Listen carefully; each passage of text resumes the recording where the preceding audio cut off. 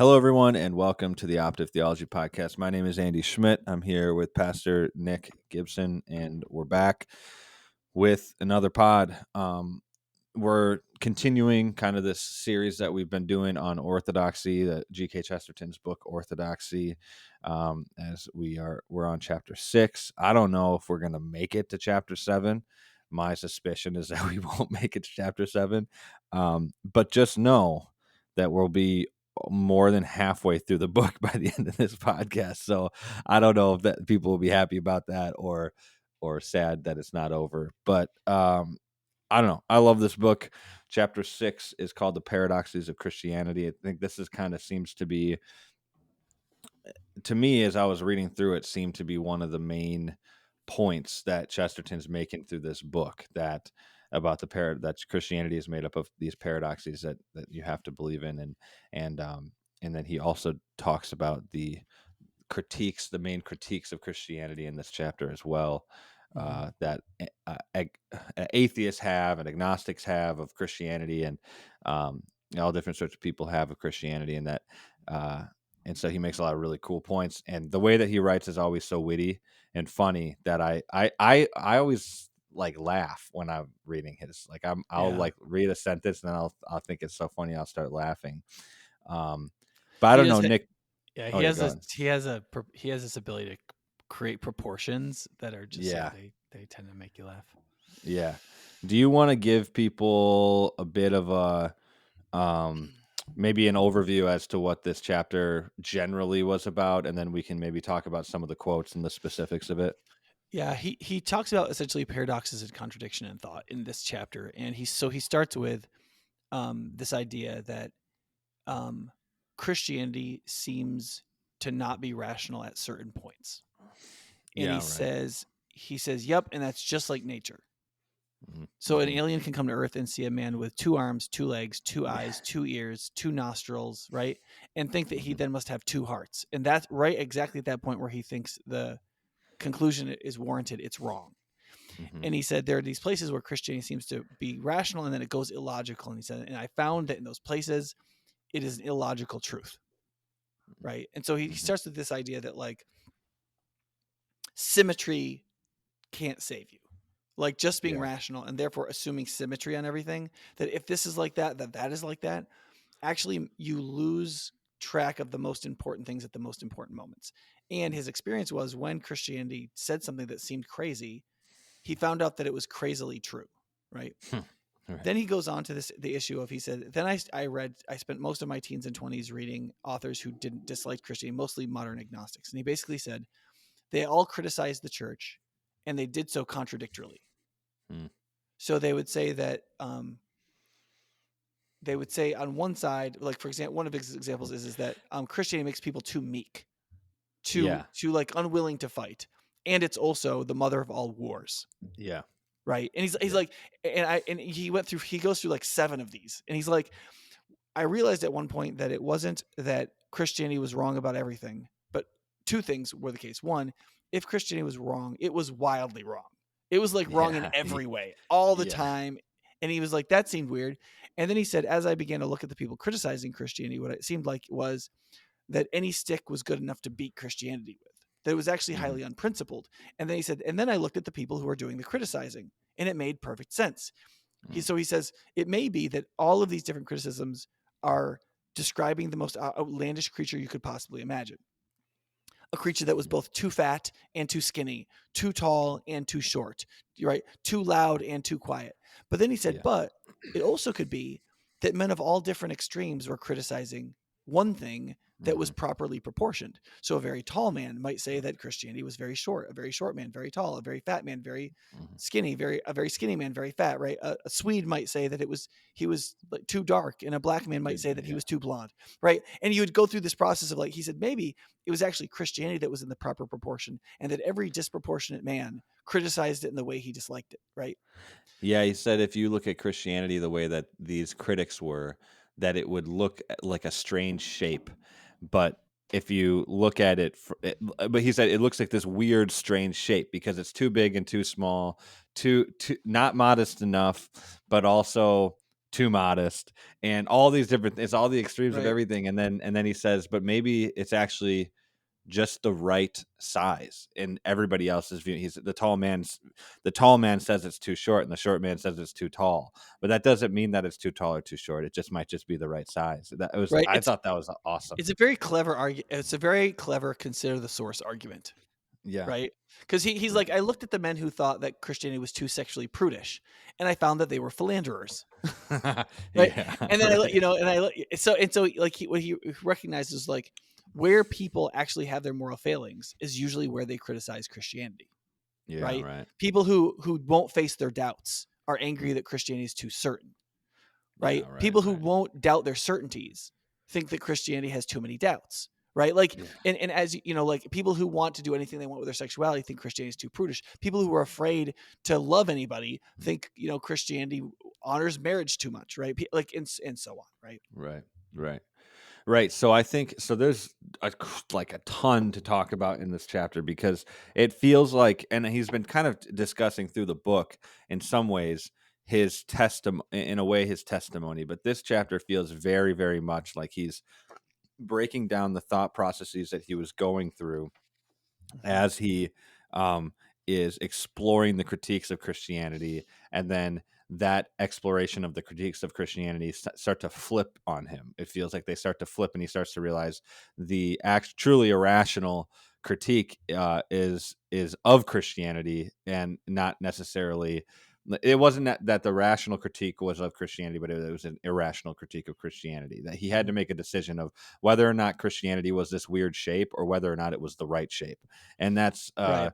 Those are the two options. yeah. Either Christianity is this strange beast that a sketch artist could Mhm. never draw. Like, if to put it in modern context, if you got 50 of Christianity's critics together and you said, "What's wrong with Christianity?"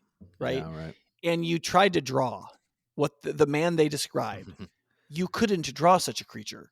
It would Yeah. be the strangest creature that anybody could possibly have ever imagined. He said, or you could imagine that it's a very normal creature that everybody is describing based on their own voluptuousness and idiosyncrasies, right? Yeah. So Right. I want to say, before we get too into this part of it, is that's just half the chapter. The next half of the Yeah, right. chapter goes into this question of Stoicism or Stoic agnosticism, and whether or not you can have a balance of values and virtues. Mm-hmm. And Chesterton says no, because Okay. if you balance opposite values, you dilute them both.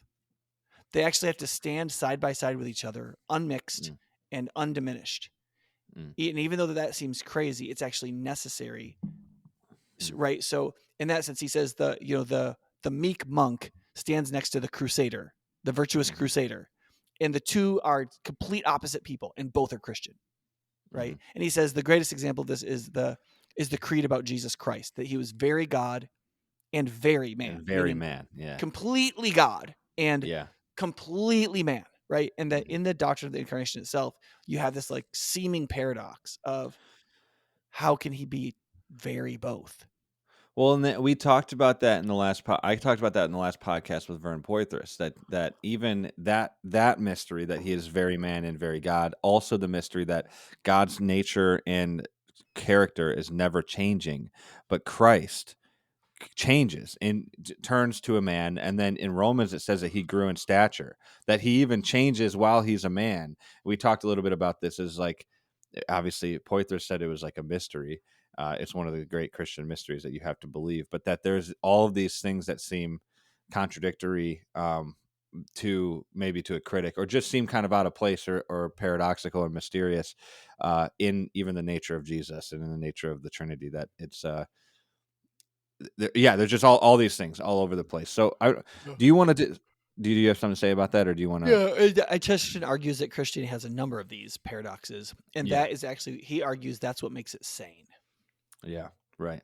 So let's Because start with the beginning. there are illogical truths in the world, and something has to help you see them. And if you don't, your rationalism Right. will take you in bad places, which goes back to chapter 2, the maniac, right? Right. So, okay, I think we should just start at the beginning, because you broke it down a little bit in your explanation of the overview of this chapter, of chapter 6. That there was the very first paragraph of this chapter, he kind of discusses he he discusses. I don't know how to say it exactly, but he says it looks just a little more mathematical and regular than it is. Its exactitude is obvious, but its inexactitude is hidden. Its wildness lies in wait.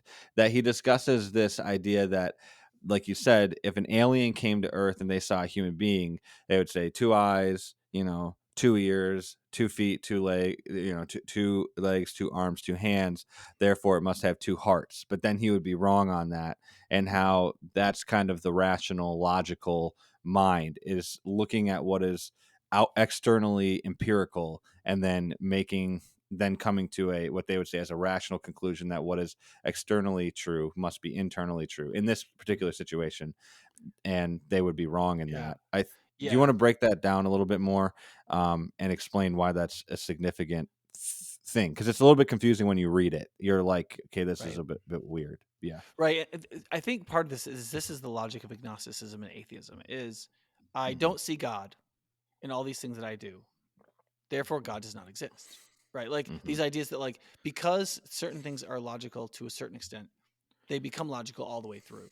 Right. Hmm. And what Chesterton is saying is he's saying actually it's not really like that. Nature isn't really like that. Right. It's Yeah. like in one sense it's ruthlessly logical, but it doesn't produce the logical ends that you would expect. And so Right. like the what seems to be a very reasonable reality in so many things vaguely in front of you in all the ways that you can easily see, you're like, oh, it must be logical like this all the way down, it must be predictable all the way down, right? Mm. So if I don't see God in all of this stuff I'm doing up here, if I work my way Yeah. down, I'm not going to find God, right? Hmm. And what Chester says is no, the logical stuff actually produces what seems like illogical truths when you work your way down, Hmm. and it does it Right. in all kinds of ways. You think that the blade of grass is coming together and it's going to come to a point, but it doesn't actually come to a point, right? Like Yeah. it's a little curved at the end. It's not like a sword. Or you think that because there's two lungs, there have to be two hearts, but there actually isn't two hearts. There's just one, or those sorts of things. And so what he says is he's like, as you look at life more and more closely, as you look at philosophy more and more closely, as you look at Mm. nature more and more closely, you see this dynamic in which the exactitude is obvious, right? The stuff that you see has a certain exactitude to it. It functions the way it, quote, is supposed to. Hmm. And you can like say that you're watched by it and you can like have all these mechanical things. But like when you get down to the more specific, you get down to the hidden places. There is an inexactitude that can easily hide from you. And if you don't realize that, you will extrapolate the exactitude everywhere and it will foul up your whole way of thinking about everything. Mm. And what Chesterton argues is the progressive agnostic of the late 1800s was exactly this sort of man. Hmm.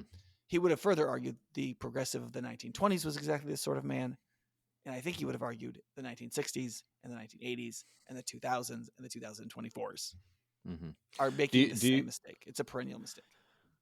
and for people maybe to clarify what that type of person would be called today, maybe it would be called the agnostic. I don't know, but I would it be called the naturalists? Like they believe in naturalism through and through. That the very Darwinian and like very scientific mind. Is that what you would say, or is that what we would call it, like a naturalist? Yeah, I mean, I think he would say it would hide behind some euphemism, right? Like, Okay. I can't remember if it's in chapter 7 or chapter 6 that he talks about Nietzsche not being a strong philosopher because he just keeps using metaphors. One of the ways in which we hide from our philosophies is by giving them euphemistic or good names, Yeah. right? So we don't grapple with what abortion is because we call it abortion rather than Yeah. infanticide, for example. Yeah. And so by giving our names, our philosophies names that we think sound good, like naturalism or Right. empiricism or stoicism or whatever, What's it called when we you think kill of an them old as, person? yeah, euthanasia. Euthanasia. Doesn't that literally mean good death? Yeah. Which is a Euth- lie. Euthanatos means good death, right, in Greek. Yeah. And so euthanasia means to have a good death. And I think like from the ancient world, and some people think of it that way, it's like, look, if I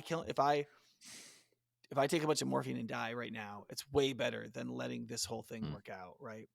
Right. And I understand that view, right? But I think it is there are certain times Is where we label things when we're supposed to be arguing about them, and mhm. when we label them, we put the conclusion we want in the name. So Yeah, for sure. is giving somebody morphine so that they die or whatever, um, is that a euthanatos? Is that a good death? Mm-hmm. And so then Mm-hmm. should we call it euthanasia, right? And so some people want to just like, for example, is progressive philosophy progressive? Right. Right. Does it create progress, right?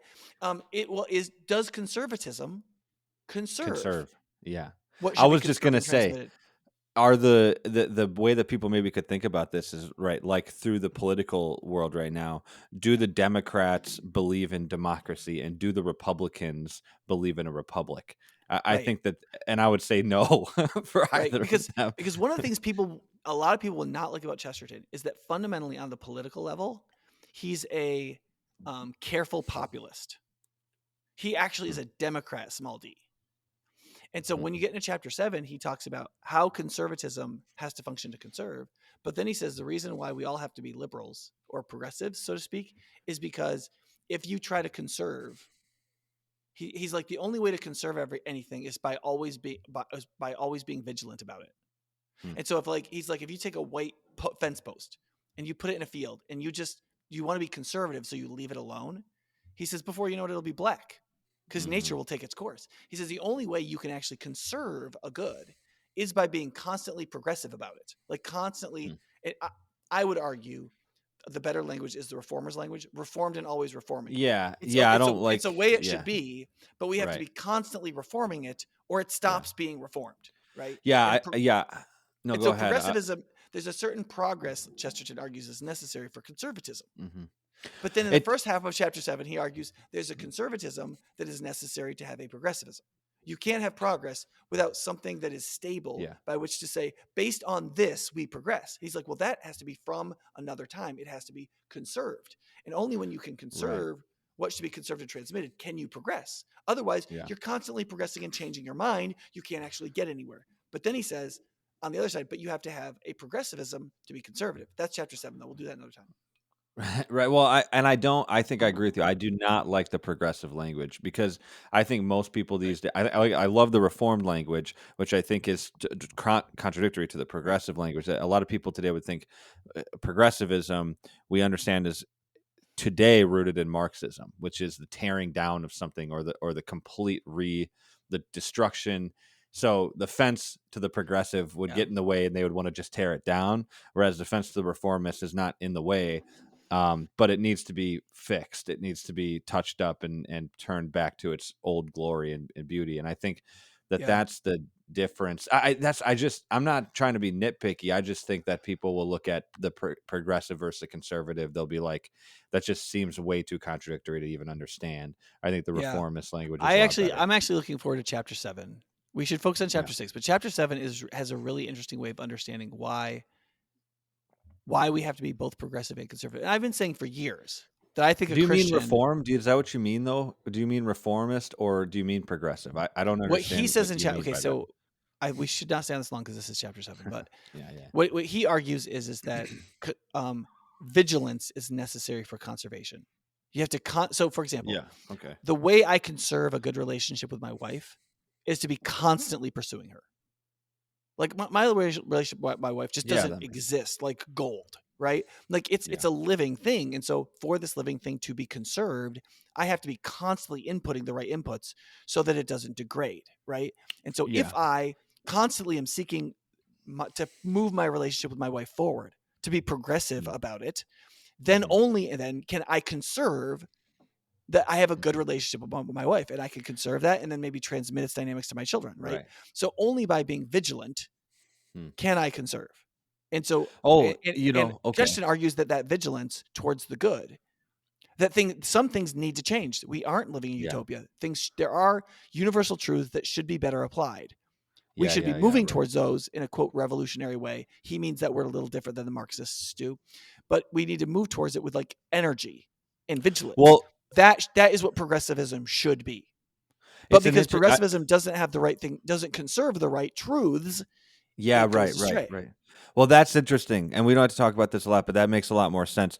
And why talking about progressivism and conservatism as it relates to offense feels a lot different than we talk about as it relates to your wife or a person or a human being, Mhm. because the nature of the human is that the human is ever changing or maturing, hopefully, hopefully Well, yeah, I maturing and mean, one of the changing ways Chesterton through says it time. is one of the ways he says it is Here's something that's always progressive. Corruption is always progressing. Mm-hmm. Right? Whether it's the corruption of a fence post or of a marital relationship or of an economy, corruption is always progressing. And so it's like your garden is always growing weeds. So for your garden to progress, you have to be regressive towards weeds. Right. You have to be vigilant about them and pulling them out so that you can get progress. The reason why progressivism is a bad name or a euphemistic name is because we've never really had a good argument about what is progress and what will make things progress. That's really the argument.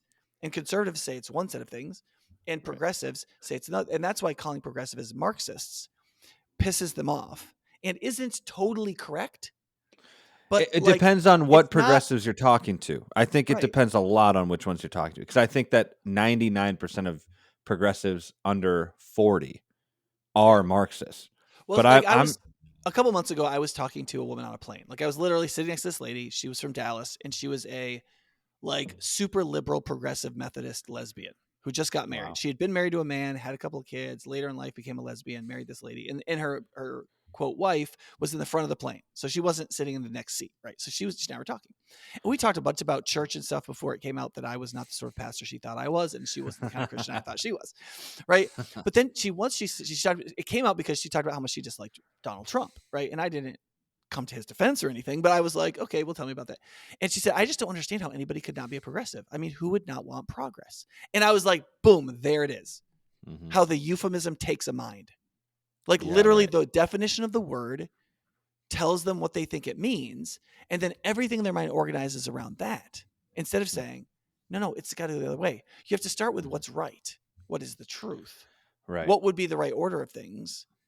What pursuits prudentially actually lead to that, diminish corruption and build the good? And then if we did those things with discipline and vigilance, we could have some progress. Right? Well, this is what I was saying about marriage. That's very helpful, because it's you're in some ways let's just say your progression or reformed attitude, however we want to put that, is in relationship to an ever-changing being, like your wife, that like she's never going to be the same every day or every year, but it is reliant on maintaining the ethic of love. And so you're maintaining that ethic in conservatism and applying it to an ever-changing situation or ever-changing person. And that's the difficulty. That's a really difficult type of dynamic. Because the love is multifaceted for sure, but figuring out to what extent it's multifaceted, where the parameters are, because if my wife now is wanting to be, a lesbian, well, okay, it's no longer my ethic of love doesn't then move to the, oh yeah, she could be a lesbian, no problem. Well, that's maybe not we could be love polyamorous. anymore. We could add a woman. Exactly. Into this. Yeah. Right. You'd be like, wait. So it's you have to, the first thing that happens is you have to know what love is. You have to know what the biblical stance on love is. And then you have to learn how to apply that and to what extent you can apply it to the ever-changing nature of things around you, your family, your wife, your friends, and your church type yeah. I mean, if you want an unhappy wife, you can get it in two very predictable ways. One, her husband doesn't know what love is. Two, her husband doesn't know that tomorrow is different than yesterday. Like the husband who never changes and just assumes everything, right? And doesn't think there's any entropy happening. Unhappy wife. Or a man who doesn't know what love is and just he's in the moment, but he has no stable understanding of what it means to love another person, right? She's isn't shared. You're gonna have an unhappy woman both ways.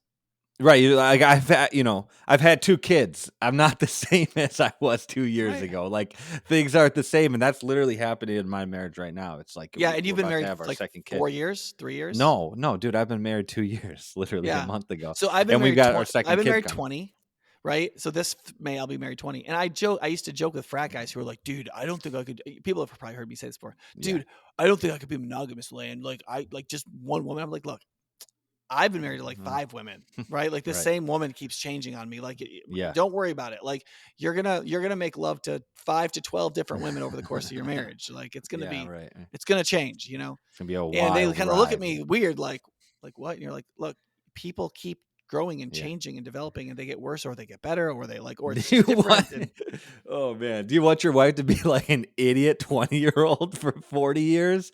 Like come on, like you don't want to be an idiot 20-year-old for 40 years. So like yeah, that's yeah, okay. Well, okay, let's get back to this though, because there's this section here that I do not fully I understand it in some ways, I don't fully understand. I'll read it until I feel like I want to stop so that we can have some context for what it is, but it's right after um it's not right after, but it's somewhat after Chesterton talks about what we just discussed.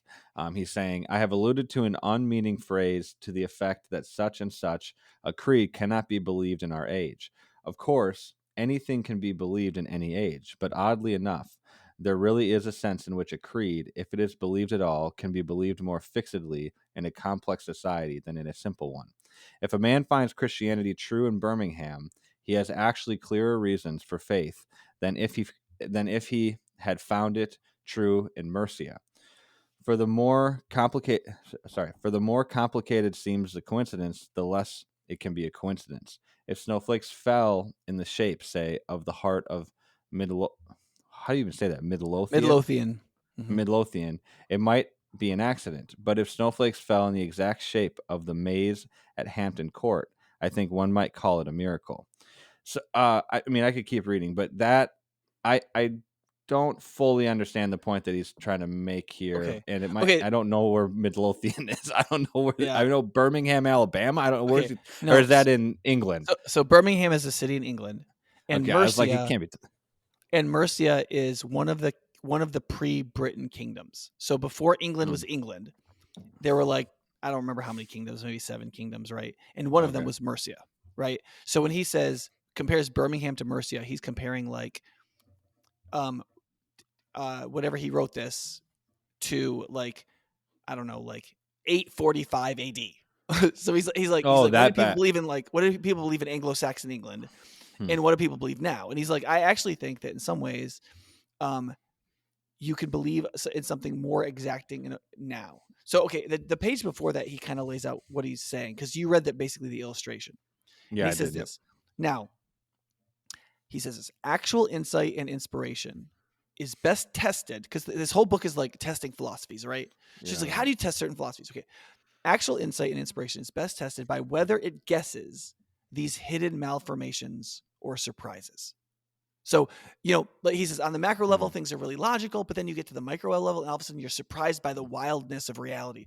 There are right. many sort of illogical and paradoxical, strange truths. He's like, so Mhm. if you're looking for a philosophy that's truly insightful and truly Mm, inspirational, he's like, it's best tested by whether or not it guesses at these hidden malformations and surprises. This is actually the logic of science, right? mm. Like when you say, okay, to a scientist, what philosophy is best? He's like, the one that produces the best predictions about stuff we Interesting. haven't yet studied, so that we know what scientific experiments to create and confirm. You have to have a Okay. philosophy that's giving you ideas. So it has to Yeah. be a philosophy that predicts well. That's one of the reasons why a lot of scientists say evolution should be accepted philosophically, because it predicts things that we then test and then turn out to be the case. And when we had a creationist scientist on years ago here, he said the fundamental thing to demonstrate creation is that the science of creation has to predict things that we Mm, can then test scientifically. So this idea that like your philosophy tells you what the world is like before you can investigate and determine what the world is like, that it mm. anticipates things before they happen. He's saying that's the measure. He Okay, real said, and then quick. he So says, he's not talking about a methodic view of science. no, He's talking about a presupposition, or like a philosophical yeah, presupposition. yeah. He's saying as a person, as you bump into these like sort of like paradoxical realities in life, what kind of philosophy had predicted them? Okay. Okay. That's real inspiration. That's Gotcha. real insight. And then he Okay. explains this way. Now, this is exactly the claim that I have since come to propound for Christianity. Not merely that it deduces logical truths, but that when it suddenly becomes illogical, it has found, so to speak, an illogical truth. It not only goes right about things, but it also goes wrong, if one may say so, exactly where things go wrong. Mm, Its mm, plan suits the secret irregularities and expects the unexpected. It is sure. simple about the simple truths, but it is stubborn about the subtle truths. Yeah. right? That's his That argument. it went over my when I was reading it the first time, and we need to break this down more because it's still I I understand what you're saying.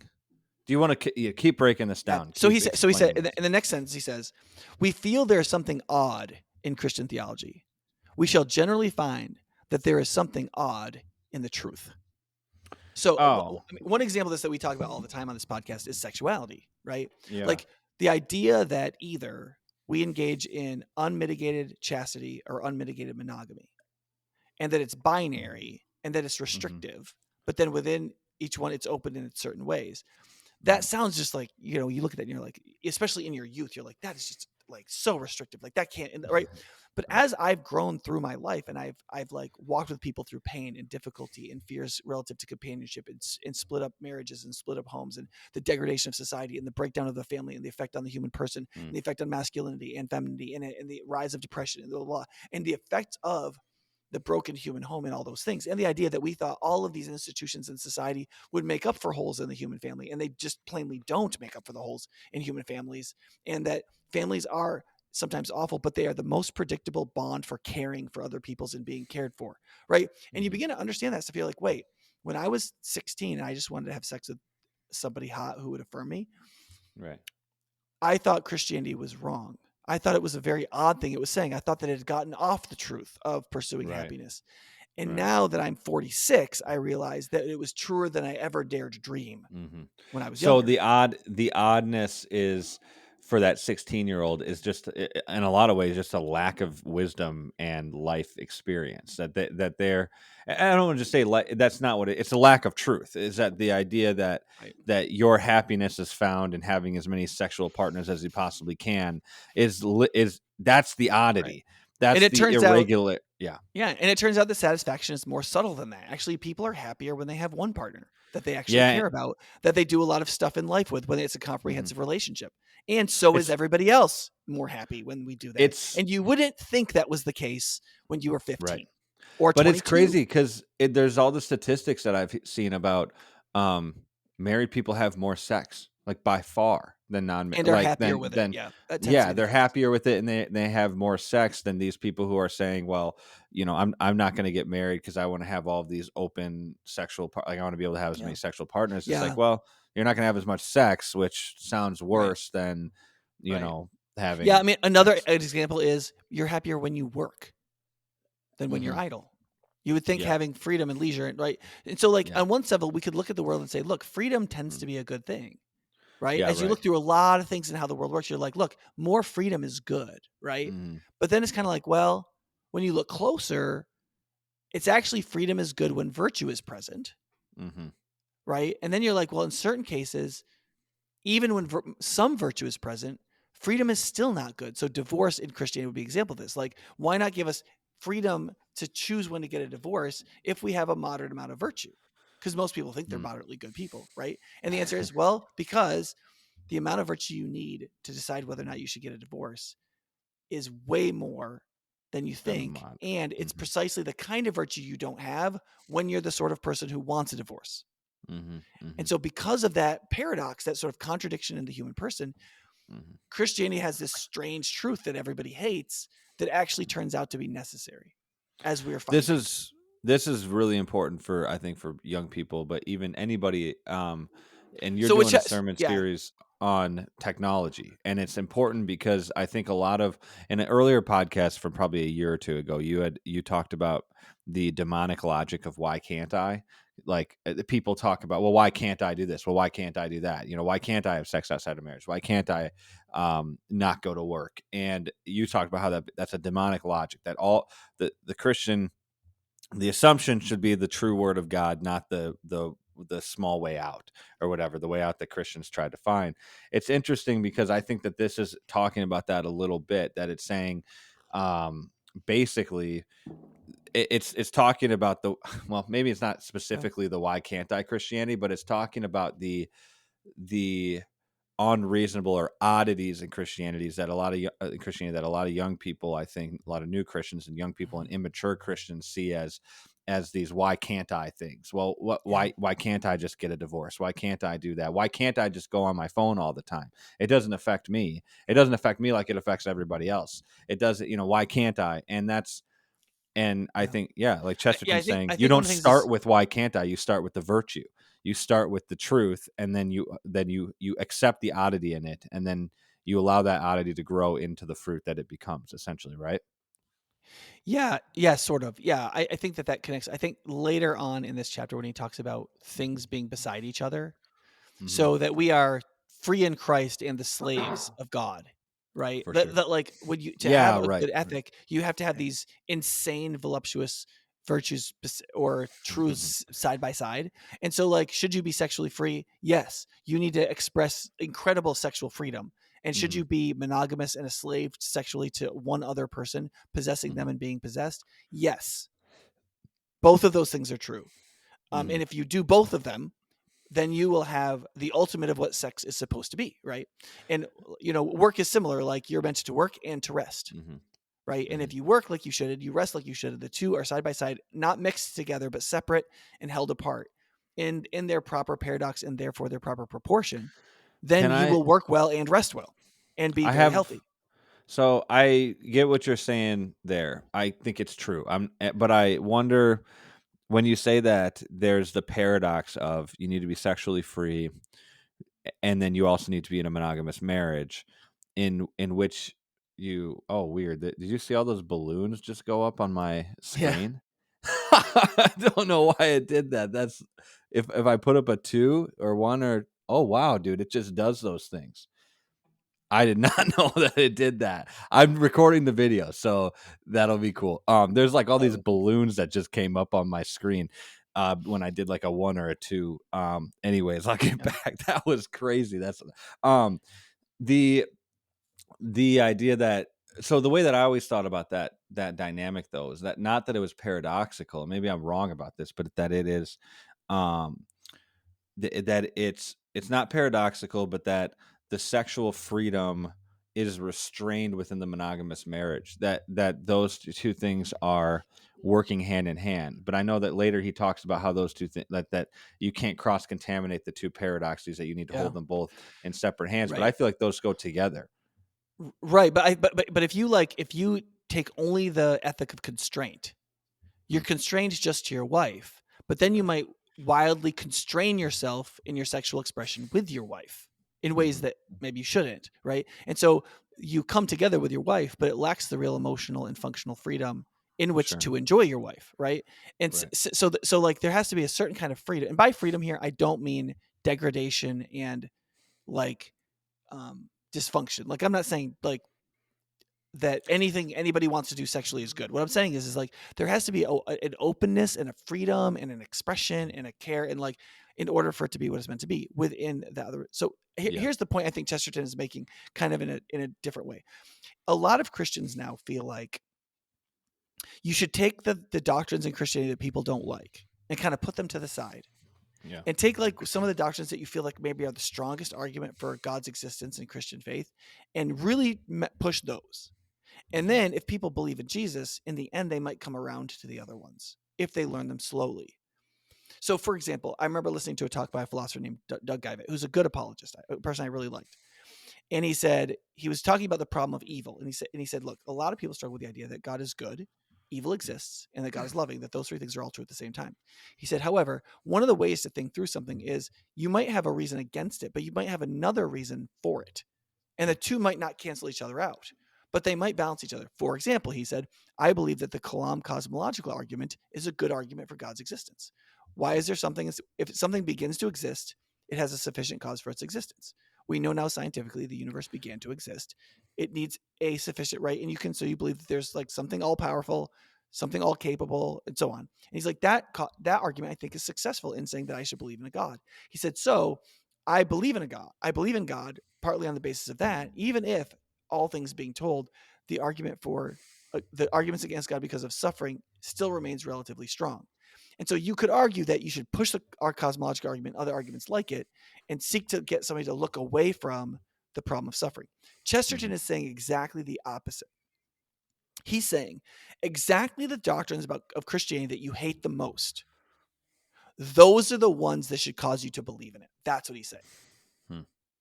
He's saying it's a sexual ethic and it's anti-divorce, and that you should go to church, and that like you should believe in like Jesus was both God and man, and like all Yeah. these like doctrines and ethics.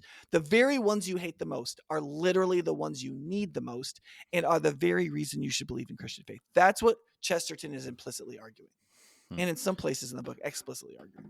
Yeah. And I think I agree with Chesterton's view on that, because I think that, well, I do think that a lot of Christians kind of do choose to just ignore the things that they don't like about Christianity. But I think what they end up doing in ignoring those things is they'll say, "Oh, I believe in Jesus, but you hear this a lot. They say that I struggle with the homosexuality thing, or I struggle with not watching porn, or I struggle with greed," which means I don't agree with the Bible's ethic on that. It Yeah. doesn't. You don't struggle with these things. Like, what do you mean Yeah. you struggle with greed? Like, do you give money or not? That's the question. It's not a struggle. Yeah. It's not like, oh, like I'm shaking like when I give my money to the church or something. Like I'm in a no, that's not what. And they try to make it sound like they're struggling with this thing. And that struggle, I've seen for a lot of people that I know, that these sorts of quote unquote struggles last 10, 20, 30 years. And what it actually ends up being is, I don't believe that ethic is actually true. And I'm going to just tell everybody that I struggle with it. So it looks like I'm struggling with my faith and becoming more sanctified. But in reality, I'm stuck in this unbelief. And I think that if you come to the faith understanding and believing in these things that you think are irrational and unbelievable, if you choose to believe those things and choose to engage with those things, you are in a much better place. And you're probably more of a true Christian than the person who comes to the faith saying, well, I like Jesus as my friend, but I don't like him as my Lord. And that I'm not going to listen to all of his Mhm. what he tells me to do. I mean, I'm seeing this all the time with young Yeah. people. Like Well, yeah, and they struggle with everything. it's important to recognize theologically that a Jesus who isn't Lord isn't a savior, Yeah. right? It is his divinity and And then his he's not your assumption of friend. humanity, that makes him a sufficient propitiation for our sins. If he's Right. not God and thus Lord, he's Hmm. not a savior, right? Hmm. And so the idea that you can separate those two is just not good thinking. Well, One of the things I and if said he's not years your ago, savior, he's not your friend too, right? Like, he can't be your friend if he's not your savior and your Lord. that gets a little bit more complicated because God does calls Abraham his a friend. Abraham was a friend to God. That word Mhm. friendship language is used, but it's used within a certain context that some people don't understand. Well, within the Friend context of friend in the submission. context of John's gospel means there's a difference between a servant who a master tells them what to do, but none of the reasons why they're doing it. They're Yes, not right. in the inner circle of the purpose. And so they're not That's really doing it as yeah. teammates, as like fellow travelers. And Jesus Mhm. says to his disciples, I've called you friends because a servant doesn't know his master's business. When I told you my business, what I'm doing, what I care about, why Mhm. I'm doing this, I made you friends. That Yeah. doesn't mean they have authority over Jesus in any way, No. right? He's still the leader and he still is the Lord. But when he calls them into his purposes, he says, you've become my friends. Yeah, But that because doesn't they have change a the fuller authority. understanding of the purpose. Correct. Yeah, that makes Correct. Yeah. sense. Yeah. Yeah. That's what I mean. Just the word follower of Jesus, right? The word follower can mean like on YouTube or like on Facebook, or it Yeah, can right. mean disciple, or like I follow my sergeant into war. Mhm. I There's this follow the sergeant, or I follow, yeah, like Alyssa Milano. That word follow has a right. huge range. And in Yep. Christianity, it does not have a huge range. It has an extremely narrow range. It's the I Yes. follow my sergeant into battle meaning. Yeah. That's why But it's pe connected with the word disciple. but you know that most people don't believe in the narrow range of that word, or the narrow range of the word friendship. Yeah. But when these words are used That's why you ambiguously, right, it doesn't help. that's why I say regularly, I hate the phrase, "I'm a follower of Jesus." I don't use it. It virtually never comes out of my mouth, Mhm. and I don't, like, try to punish people because there's a lot of people that come from other churches in Madison or in That's the all they country say, right? that's and it's like they don't say anything else, and I think that is actually bad. It's horrible. I think you can That's say follower of Jesus or follower of Christ if you say other things too. If you say, dude. I belong to Jesus, Jesus Mhm. is my king, I am Christ's Right. disciple, right? Jesus is my Lord and Savior. Like if you say Mhm. all of that stuff, and sometimes you say, I'm a follower of Jesus.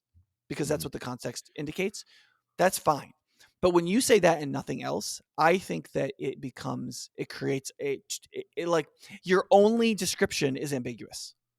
Well, Right? I Like, think that it's I just right. think whenever It's you describe something purposefully important and manipulative. you're only right. Well, I mean, I don't know who knows this, but like that phrase, follower of Christ or follower of Jesus, it became popular again in the late 1990s because of the Bosnian Herzegovinian War.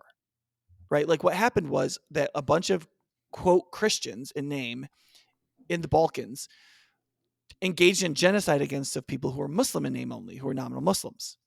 And so when missionaries went in to seek to reach these Muslim peoples, if they said, I'm a Christian, right, they meant a Serbian or a Bosnian Christian, or Serbian Christian. And that meant we're the people who literally killed all of you. And so they had to connect themselves to Jesus in a way that didn't call themselves Christians because the Serbians had killed the Bosnians, right? Right. So if you were a missionary to Bosnia, you would say, I'm a follower of Jesus, not I'm a Christian. Right? That's why that was invented. It was used in modern secret church Christianity to differentiate yourself from other people who call themselves Christians. Now, on one level, you can understand that. There are a lot of like fundamentalist Christians or angry Christians or legalistic Christians or moralistic Christians, and they have really boring church, and people have been to those boring churches, right? And so you can understand why some churches, like on their sign, it says a new way to do church, which basically says our church isn't like other churches. We're not like those other people, which in a way you're trying to attract people, which in one sense is good. You're also disassociating yourself from the rest of the body of Christ, which I think is philosophically and morally abhorrent. And so as much as I have always wanted to do that and be like, well, you guys, High Point's so different. We're different than all those other churches. And like, I don't preach like those moralistic fundamentalists. The thing is, all those other churches, for the most part, are part of the body of Christ. They are my brothers and sisters in Christ. The problem is I'm embarrassed of them. I mean, I don't necessarily. I am more embarrassed of the liberal licensing church than I am of the what we want to call fundamentalist evangelical church that people oftentimes they don't categorize correctly. That's not how you. That's not what you really think. Because here's the thing: you don't think that those liberal churches are Christians. Correct. So you that's don't why think I'm that they embarrassed. are but they're not your brothers and sisters in Christ. I'm embarrassed. I'm embarrassed of them in the sense that they think that they're Christians and they're diluting and perverting the what does Truman call it? The imagination, the cultural imagination. Cultural imaginary. Cultural imaginary. Charles Taylor called it, and that Truman repopularized. We repopularized. Yeah, but so that's not how I look at it, right? Like if liberal churches that were liberal enough that they don't believe the gospel, those aren't my brothers and sisters that embarrass me. They're my enemies. They're preaching a false gospel. They're not Christians, and they are my enemies. And so I don't have any problem with saying we're not like them. I'll say we're not like liberal Methodists, and that doesn't bother me at all. The problem is that annoying Baptist church that still has those like throne like looking chairs on their stage with orange carpet, and that like have these super irrelevant worship services. A lot of those people are Christians, and they do love God. Correct. And they're trying to serve him. And my emotional sophistication is embarrassed that they're part of my family. And so I am highly motivated to be like, we're not like them. And if my job that Christ has given me is to make new disciples too, I'm supposed to reach these secular people in Madison, differentiating myself in order to reach these other people whose sense of sophistication is even more sensitive than mine seems absolutely necessary. And so I have cool church and I call myself a follower of Christ. The problem is for me is structurally, I think what happens is then your church moves away from the other churches and it's kind of out there by itself trying to reach people. And I just struggle with that being Jesus' vision. And so I think in our culture, it tends to create worldly Christians, unless once you get inside. See, there's this guy that came to our church about 2 years ago. No, not 2 years ago, like 5 years ago. And one of his siblings, like his brother, was like a main worship leader at Joel Osteen's church. Okay. So you talk about like seeker sensitive churches where people are saying stuff you think they want to hear. Joel Osteen he was looking for the ticket booth when he came, right? He was trying to buy tickets to the service. Yeah. Dude, like, I mean, this guy, you're kind of like, okay, if anybody wears the crown of seeker sensitivity and telling you what you want to hear, it's Joel Osteen, okay?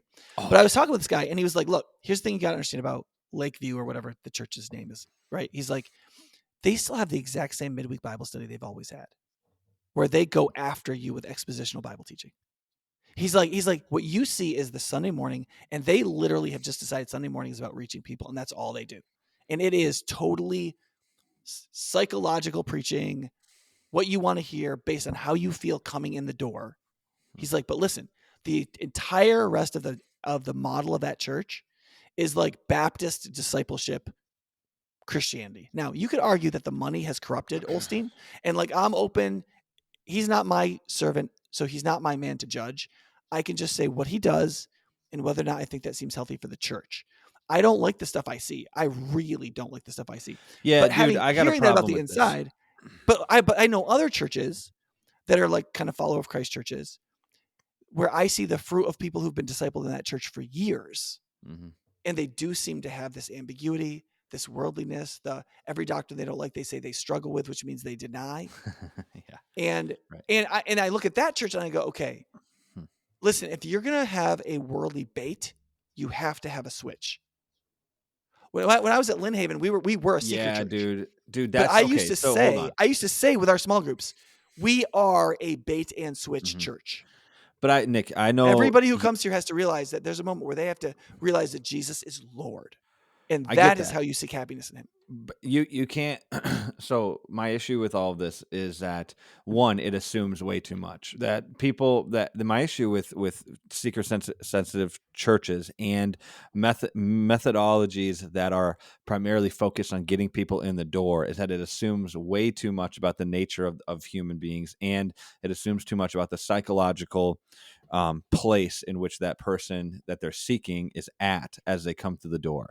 It assumes this extra biblical knowledge on what people are, quote unquote, needing to hear, that is wildly outside the bounds in which Christ spoke and the New Testament apostles spoke, as it related to evangelism and their methods in evangelizing to other people. So and then I think they're also engaging in this, I don't know if this isn't the right terminology, but like a fallacy of compartmentalization, and that you can preach something from the pulpit that's completely psychological and completely self-helpy, 10 steps to get your life better, that is completely, totally anti-biblical. I mean, Osteen is not preaching the Bible. He is not preaching Jesus, and he is not preaching anything close to what Jesus would preach. And it's not even a question. Nobody's questioning whether or not his stuff is biblical or not anymore, because everybody knows it's not. So for me, I look at that and I say, okay, this guy who says that they have a Wednesday night Bible study that seems to be expositional, I would say there's about 0% chance that can be true, because you're compartmentalizing the the fundamental teachings of the church on Sunday from the very top senior pastor of the church, that's approved by the elders, that's going out into this message is going out on Sundays to, I don't know how many people listen. I mean, maybe it's gone down over the years, but at one point, maybe hundreds of thousands, millions, I don't know. And you're saying that if they're going to approve that sort of psychological anti-biblical teaching, and then and then 3 days later, they're going to be doing expositional Bible study, you're engaging in this fallacy of compartmentalization. Nobody does that. That you either believe in the expositional Baptist teaching of the Bible, or you believe in the psychological teaching of Joel Osteen. Those two things are not. One of them is going to contaminate the other and destroy the other thing, because they're diametrically opposed. So the issue that I run into is that I just don't think that person that you talk to at High Point, and don't know this guy, actually has a good grasp on what's probably happening at that church, because the chances that Joel Osteen's church is the one church in America who can engage in heretical teaching on Sunday and expositional teaching on Wednesday is like 0%. Like, there's no way that can actually happen. I can't. That's a. All right, I'm going to That use this doesn't make as an sense. opportunity to transition back to Orthodoxy. There's this Sure. close to what we read before. It says something. It says this: the complication of our modern world proves the truth of the creed more perfectly than any of the plain problems of the ages of faith. And then he says this: this is why the faith has the elaboration of doctrines and details, which so much distresses those who admire Christianity without believing in it. When Okay. once one believes in a creed, one is proud of its complexities, as Sure. scientists are proud of the complexities of science. It shows how rich it is in its discoveries. If it is right at all, it is a compliment to say that it is elaborately right. A stick might fit in a hole, or a stone a hollow by accident, but a key and a lock are both complex. Mm. And if a key fits a lock, you know it is the right key. So what Chesterton is arguing there is he's saying the reason why the complexities of Christian doctrine and faith are necessary and why you need to believe them all together, hence believe in orthodoxy, the title of the book, is because they fit reality in a way you wouldn't have expected. And the real Christian, the Orthodox Christian, is proud of that. He or she loves the complexities of the Christian faith, and that's also why he or she loves to study the complexities of the scripture and Christian theology and faith and ethics. Because as you understand its subtleties, its inner dynamic, its inner workings, its ethics and rules and functions, the more fascinating it is and the more true it proves itself, right? Because it's not like a rock that fits in a hole. Any number of rocks could fit in that hole. It's like a key that unlocks a very complicated lock, the lock of humanity and progress and truth and so on.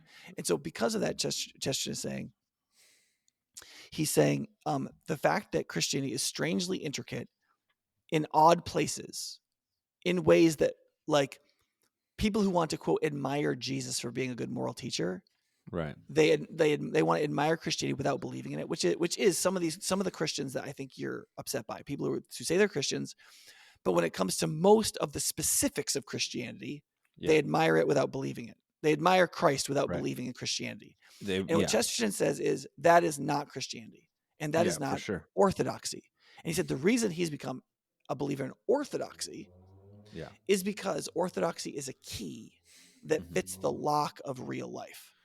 And And this is the and shallow belief and shallow admiration of Jesus that goes along with the philosophy of the time, that key opens nothing.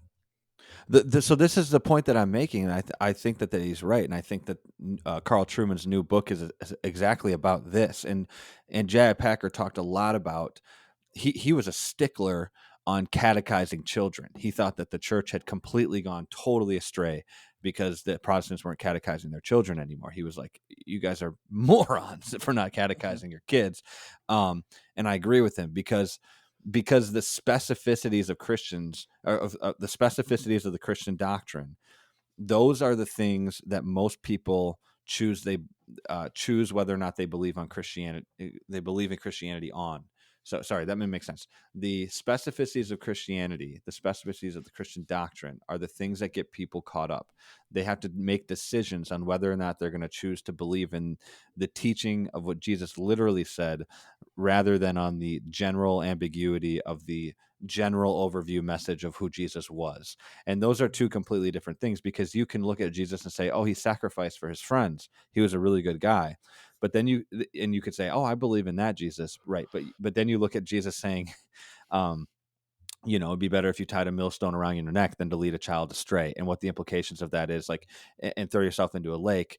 Okay, so what is he saying about teachers in the public school? What is he saying about those people? Well, those are the specificities that a lot of people don't ever want to talk about, because they don't want to deal with the real things that Jesus is telling people, the intense, hardcore stuff. And I think that that's exactly to the point that and I think what's been leading me personally towards, I find myself so like not stuck. I find myself so repulsive towards uh non-denominational evangelical churches, because instead of specifying the intricacies of doctrine, they continue to throw their general ambiguous 10 doctrines, their 10, we believe these 5 things about the Bible. Let's look at, we're talking about 66 books. So we're talking about the most studied book in human history, and and you've got 10 things that you believe about it. I mean, that's I such think a it depends. I think it depends on the ecclesiology of that church, like how it's functioning. Like, because I think if you have a church that has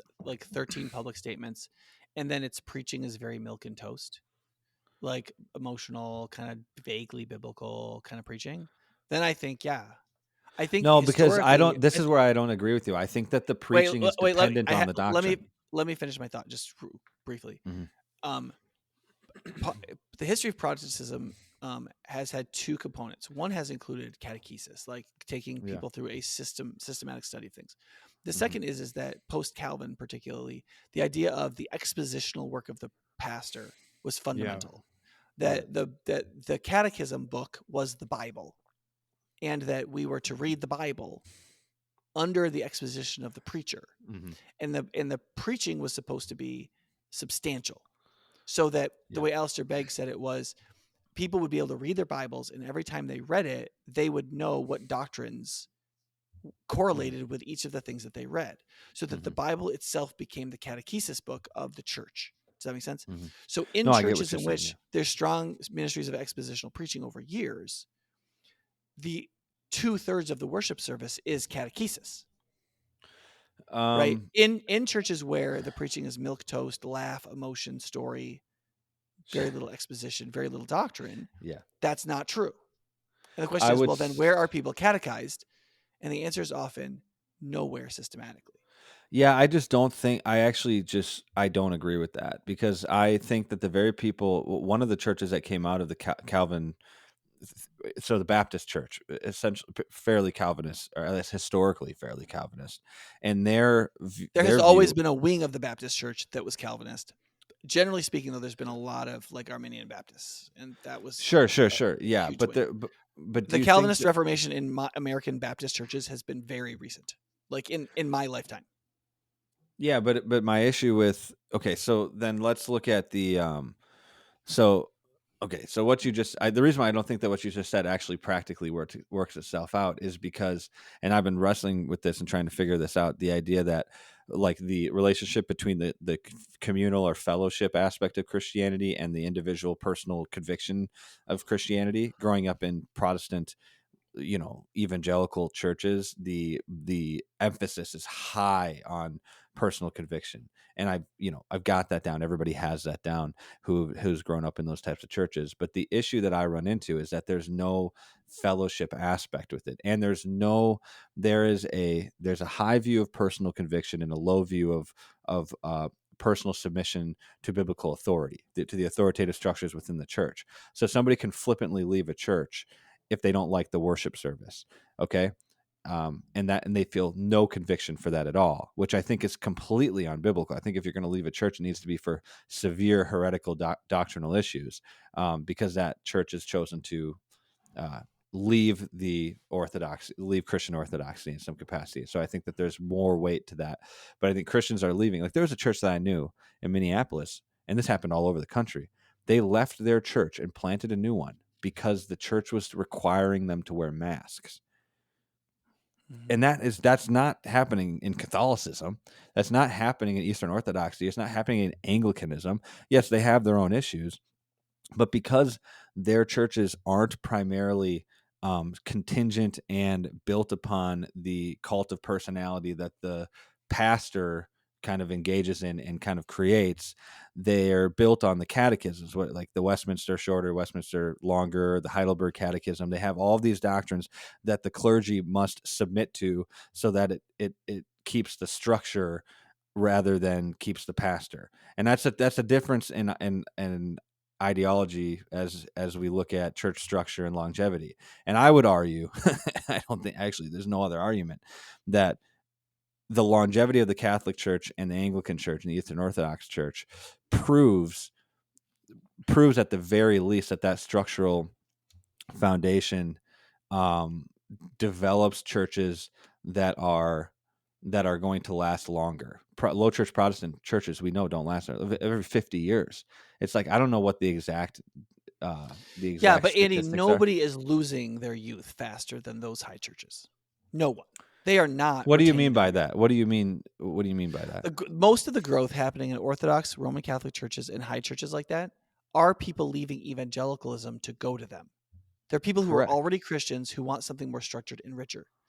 Those communions themselves are not retaining their children. Their children are leaving faster than evangelicals. What's happening in the country? That's not true. That I'm literally doing a podcast next week with a guy who's writing a book on this issue. There are more young millennials and Gen Zers leaving Protestantism for Catholicism than the other way. That's not That's not what I'm saying. That's not what I'm Then saying. what are you saying? I'm saying what's happening is people are leaving Orthodoxy and Catholicism and Anglicanism for secularism. Then what's happened is evangelical churches who focus on, quote, reaching people, they reach the secular people, like people who are not Christians or going to even worse churches.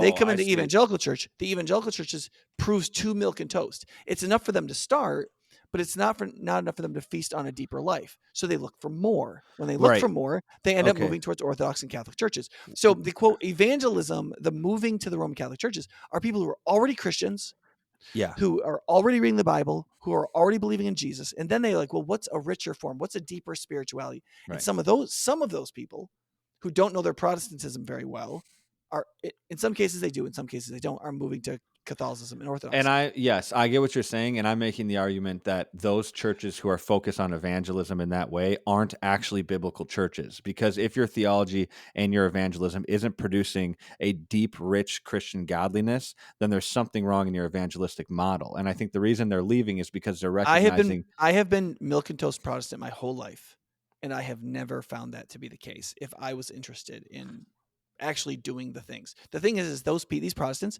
they don't have quiet times. They don't read their Bible on their own. They don't pray. They don't. Yeah. Why do you think that? Why do you think that they're not doing that? Evangelical Protestantism? Why do you no? Well, they don't. No, they are doing evangelical Protestantism because the vast majority of Roman Catholics don't do Catholicism. The vast majority of Orthodox Christians don't do Orthodoxy. I think there's conflation, because what I'm saying is that the type of Christianity that low church evangelicalism produces is a type of Christianity that rewards personal conviction on. And I'm not saying historical evangelical Protestantism. I'm saying that what Patrick Deneen argued for as it relates to politics and liberalism is that liberalism killed itself because liberalism was the desire to do whatever I want whenever I want, is the same argument that I'm making against Protestantism, is that Luther and Calvin and all these guys are part of the Reformation were trying to reform the Catholic Church. The Catholic Church didn't reform in the time period that they wanted them to. Now, there's arguments that they did reform within 100 years. A lot of those issues that they weren't making people pay for people to get out of purgatory. Issues they still haven't resolved more than 500 years later. It depends on what type of weight you want to put on those issues, though. Because if I'm looking at like transubstantiation or what Luther called consubstantiation, and I look at like the differences in what we believe about the bread and the body, or the nature grace continuum, or the Christ Church interconnection, and I look at those theological issues and I say to myself, okay, what sort of weight do I want to put on those compared to the countless of American evangelical churches that are apostatizing to whether or not you can be a gay Christian or a trans Christian? I look at myself. I look at the issue. I mean, dude, the biggest evangelical church in America is Andy Stanley's church. Literally thinks that you can be a gay Christian, side A gay Christianity, and live in homosexuality. They are setting the tone for for the evangelical church. And what Andy Stanley said is almost exactly the same thing that Pope Francis just said. I'm not disagreeing with that. I'm saying that the Pope, but there's an argument within Catholicism is that a lot of the Catholics don't believe that that's true doctrine. They just think that the Pope is flippantly saying something off the handle. But yeah, well, they don't believe that everything. The Pope literally just said, "This isn't dogma, but this is how I like to think of." Like somebody asked about hell recently, and he's like, "This isn't dogma, but I like to think of hell as empty." But the Pope isn't always infallible, is what I'm saying. Is that the Protestants think that if the Pope says something, not. Well, he is not. No, they don't believe that. They don't believe. The Catholics don't believe that the Pope is always infallible. Nobody believes that. No, but they believe that he's always to be taken seriously as the great pater, the father. I know. But he's not infallible. And the issue with the evangelical church is that the pastor is always infallible in function, not in theology, Nick. In function, dude. Oh my gosh, how many people? I can't tell you how many people. I wish you could be me for a day to see how many people behave like I'm infallible. Nick, we don't need to get into the. We don't need to get into the personal. When you say evangelical church, that kind of I'm assuming you include High Point in that. Yes, the primary example that I have for this is my personal experience with High Point, but I don't want to get into because I don't want to do I'm trying to talk about this more conceptually or abstract, because I don't know if we should talk about that specifically on this podcast. I feel like that would be something they're talking about G.K. Chesterton's book Orthodoxy. Well, I think it has to do with orthodoxy. That's what I'm saying, is that this is the reason people are leaving the evangelical church is because there's a lack of orthodoxy. And they're seeing the lack of doctrinal structure, even if the Catholic catechism is wrong on 12 different fronts, they still have a catechism. And people want there to be a Protestants have all kinds of catechisms. That's the problem, Nick. There's 40 different catechisms compared to one. There's no evidence that Catholics read their catechisms any more than Protestants. I'm not saying there's evidence. I'm saying people are leaving. I was a Roman Catholic who went through catechism, and I learned nothing. Okay, listen. And it was not because I didn't pay attention. I was interested in religion. Okay. It was just taught by lay people who didn't know anything. And I was shown videos of people worshiping Mary in Eastern Europe and not taught the basic doctrines of the Christian faith. Listen, other than that chastity was beneficial. I'm not. This is why you can't talk to Gen Xers about Catholicism, because there's so much personal, emotional stuff. I'm just saying I'm diagnosing the problem. No, listen. I'm diagnosing the problem. I'm saying in the Protestant church, there's 50 catechisms. Okay, somebody like me who has grown up in this time period where everything is freaking nuts and everybody's divorced and nothing makes any sense. They're like the main ones, and they say basically the exact No, same there's thing. not 2 or 3, because the issue is that every single non-denominational church that you walk into has slightly different doctrinal stances on different things. We have side A and side B gay Christianity. There are 2 sides to the heresy of gay Christianity.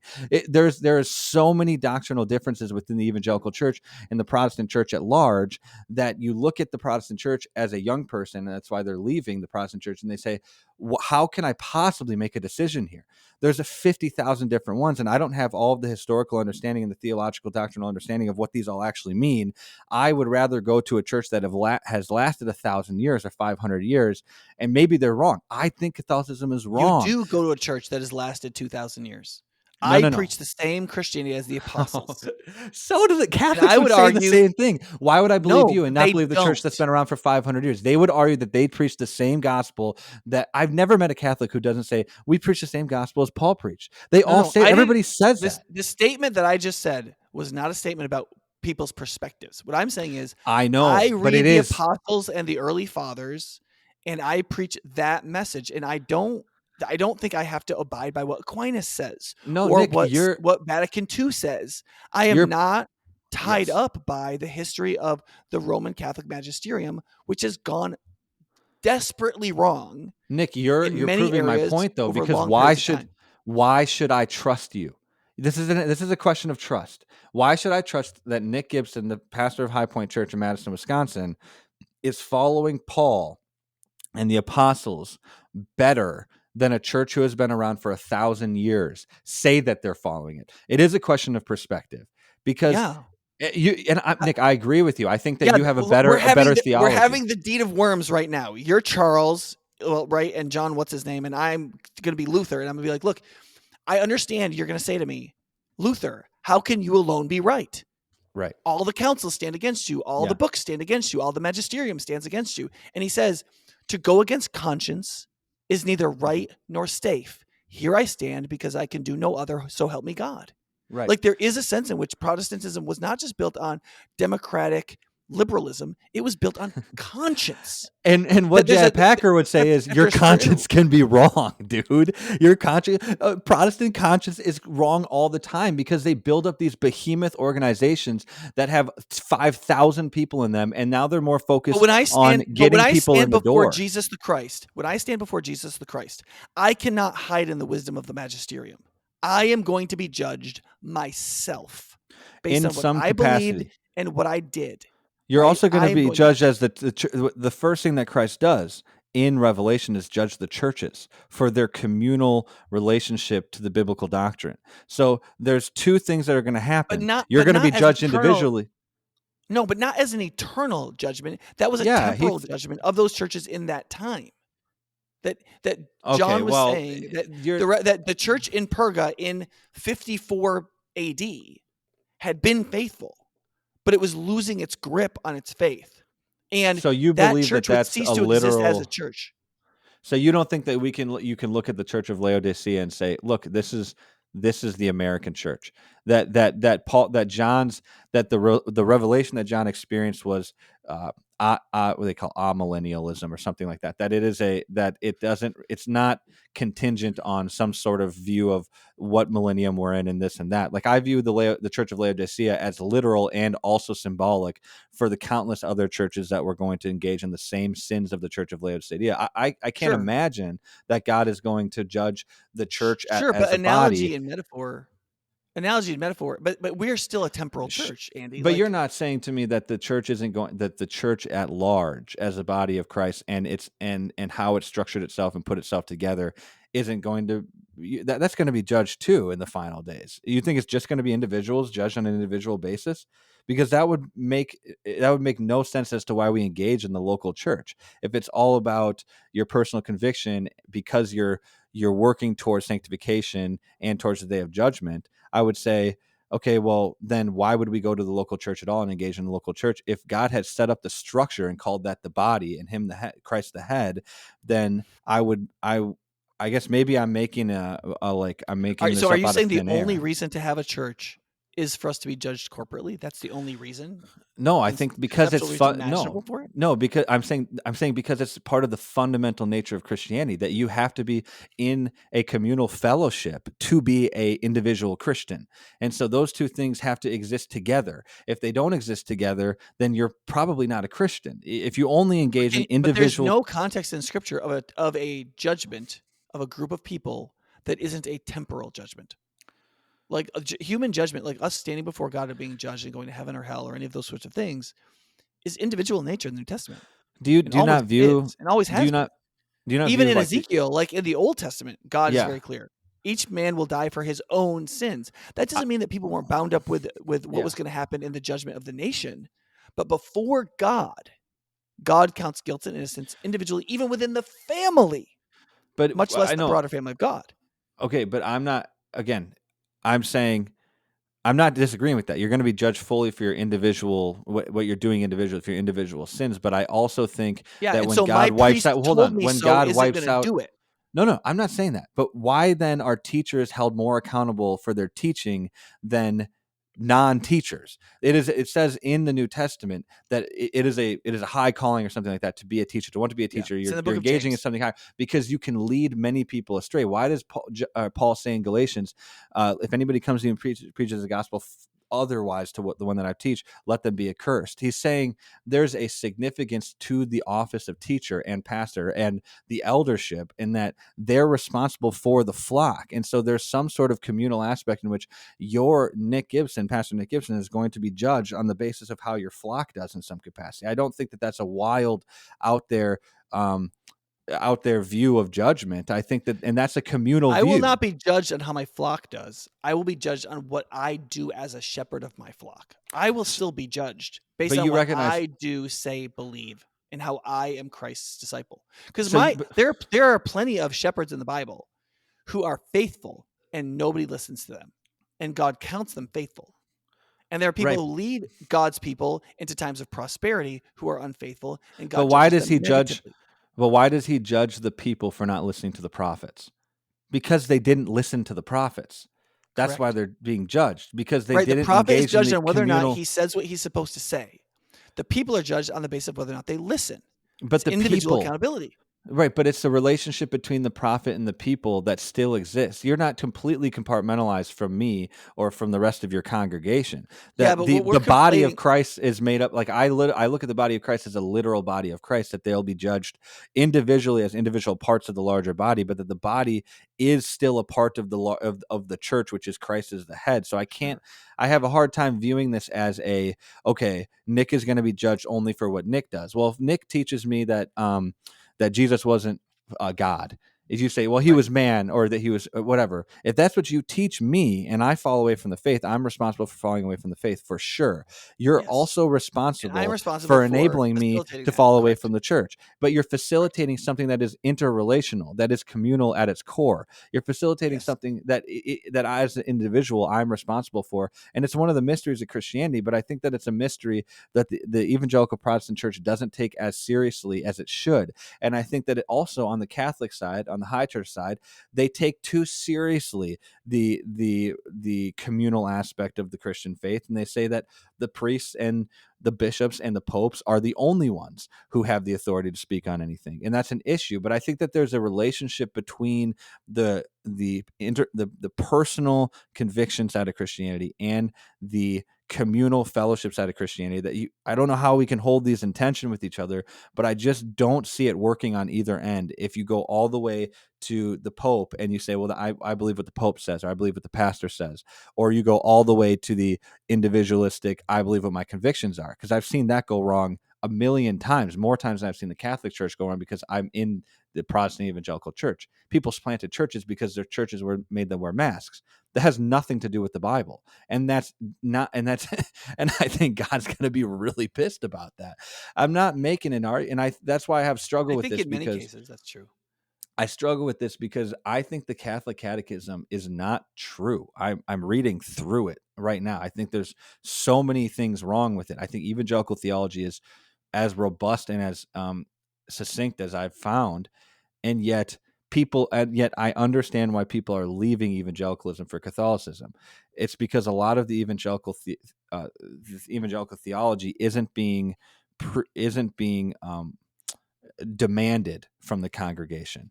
That what's being demanded from the congregation is some sort of perspective on interpretation that a pastor has, and that can vary, and there's a wide range of that within evangelicalism, and therefore what people follow in low church evangelicalism and Protestantism is the pastor's interpretation of what Scripture says oftentimes. So they're engaging in the same sort of problem that you would say the Catholic Church is also engaging in, and that they're only listening to what the Pope, priest, or the bishop has to say. And I think that they're both creating the same type of thing. And I think that there's a relationship between the communal and the individual aspect of Christianity that people need to figure out and reckon with. And I think that has to do with a doctrinal catechizing people and doctrinal clarity in the church structure. So if High Point came out with like a High Point catechism tomorrow and it had 500 different theological perspectives on 500 different problems, I would feel a lot better going to High Point than I do now, because Well, I mean, you could start with the catechism that we give out to kids with your little kids, the New City the Catechism. New City Catechism by that Kathy Keller put together. That's a abbreviated version of Westminster. right. And So do you guys subscribe to Westminster? Would you say? But that's the issue, because I want to say I would want, for me, and I think a lot of young people will want the elders to say, this is what we believe. Like I knew a guy who went to High Point for a long time, and then he went and talked to one of the pastors about, well, what do we believe on some of these things? And the answer was, it wasn't you. The answer was, well, those are really good questions. And that was it. He didn't get the clarity that he was desiring. I'm talking about Gen Zers, not millennials, because there's a difference. Yeah. And so he left the church, and I was like, well, man, that would have been a perfect opportunity to walk him through some of the doctrines that High Point believes. But I have a hard time with the idea that High Point actually knows what they believe on a lot of issues, because they don't have a doctrinal statement that's robust enough. And that's the only argument I'm making. I'm not saying that everybody sucks. Yeah, that's true. I mean, so I was a Methodist for 7 years, right? I served in the United Methodist Church, right? Mm-hmm. And I served in a church that has become part of the global church. So it was one of the more conservative ones. And the Methodist Church had a book of discipline and doctrine, right? Yeah. Where they like tried to work it. And they even had like a 500-page book of social theory, like of their like social commitments, right? Yeah, wow. And these were all like voting majorities of jurisdictional conferences and blah, blah, blah, right? And so they didn't represent the beliefs of the Methodist Church. They represented the beliefs of what people had voted for at various times. And then they were constantly arguing about which things should be changed or overturned, and most of it was ignored. And having a strong sense of those doctrines did not help. What did help me in my ministry in that church was the works of John Wesley, who was the founder of that church, who preached hundreds of biblical sermons, in which I could quote him as an authority figure over the movement as a whole. And he was a very, very scriptural biblical preacher. And so I tended to use that as an authority in the church rather than constantly quoting the book of discipline, right? Mm-hmm. And I like a lot of these. Part of the way I've worked this through is: do I want a richer faith and spirituality than I've experienced sometimes in Protestant evangelical churches? I do, yes. 2, am I doing even Am I participating in evangelical spirituality? Well, in many cases, the answer to that is no. I Sure. am not doing what evangelical Christianity has said pretty reliably over time to do: regular quiet times, regular prayer times, certain kinds of fellowship, theological study in the church in Sunday classes, and so on. Mm-hmm. Like, I mean, less than 10% of our church goes to Sunday classes where theology Mm-hmm. is meant to be studied together, right? Mm-hmm. So there are a number of ways in which, like, we have plenty of opportunities for catechism. We advertise them. We invite people to them. Like, right now, though, like, one of the ways we're catechizing people is people are going through the book of Romans. Romans is a book of doctrine. Very Mm-hmm. strong doctrine. The first week we had 65 people. The second week we had 70 people. In a church, our attendance last week for adults was 818. So that's A not tenth. quite Yeah. 10%, you know? It's close. I'm not saying that that's bad, but I'm saying that it's But what I I do like the Protestant practice of seeking to catechize your people with the Bible. just don't like I, that because I don't think that it actually, dude, the people who are I grew up in the generation of catechizing with the Bible, the why do you think Awanas, those and people are going to take a catechism any more seriously than the Bible? If they I, be, don't take for the the Bible same reason. seriously, why would they take the Westminster Catechism seriously? Because there's that's for the same reason I started this podcast, the same reason that I got kicked out of crew, because there's theological explanation for biblical interpretation that exists, and the issue that I ran into as a kid is that everybody was in quote unquote Protestantly catechized, and that you did Awanas, you go to the youth group, you talked about the Bible, you discussed it, and we all did that, and then here's the result: less than 9% of Gen Zers are at church. They've all left the church, and the reasoning for that was because they found the inconsistencies in doctrine. That was what Ken Ham talked about when they did a study on this 10 years ago. People say, well, Ken Ham, whatever. They just asked young people why they weren't coming to church, and this is what they found. They said, and I'm not calling Ken Ham a they. I realized in another podcast I said they when I talked about Ken Ham, and people might think that he's like a You mean like like Answers at Genesis and the yeah, organizational? yeah, Yeah. not like I'm saying him and his team. They found that young people saw that in situations they would say, well, you can kind of interpret Genesis however you want. It could be evolution, but then they would say, oh, but you have to listen to Jesus when he says he can't have sex outside of marriage. And young people would just say, well, here I can kind of decide what I believe, and over here I can't. That just seems like a doctrinal contradiction. And so they would leave the church altogether because there was no clarity in doctrine, because their whole life had been that they felt lied to, which is the truth about my generation. And I'm not saying that the evangelical perspective that you came from, Nick, out of Catholicism wasn't the correct way of doing it for your generation in that time. I'm saying that the tides are changing, and young people aren't going to come to Christianity on the basis of personal conviction as it relates to church structure and doctrine, because they'll be convicted into Christianity, but what they believe about Christianity, they need a lot more structure for, because their entire life has been an absolutely blistering cluster F of contradictions, lies, illogical fallacies, and deception. And so what they're looking for is for a church to love them enough to give them the doctrinal background, or what Chesterton is talking about here as like what we talked about with conservatism and liberal and progressivism, the conservative doctrines that will help them navigate the ever-changing, progressing world and relationships around them. And I think that when the Protestant church recognizes that that's what this generation needs, they're going to bring a lot more people in. We're going to get that 9% up to 20%, and I think that number has not gone up; it keeps going down.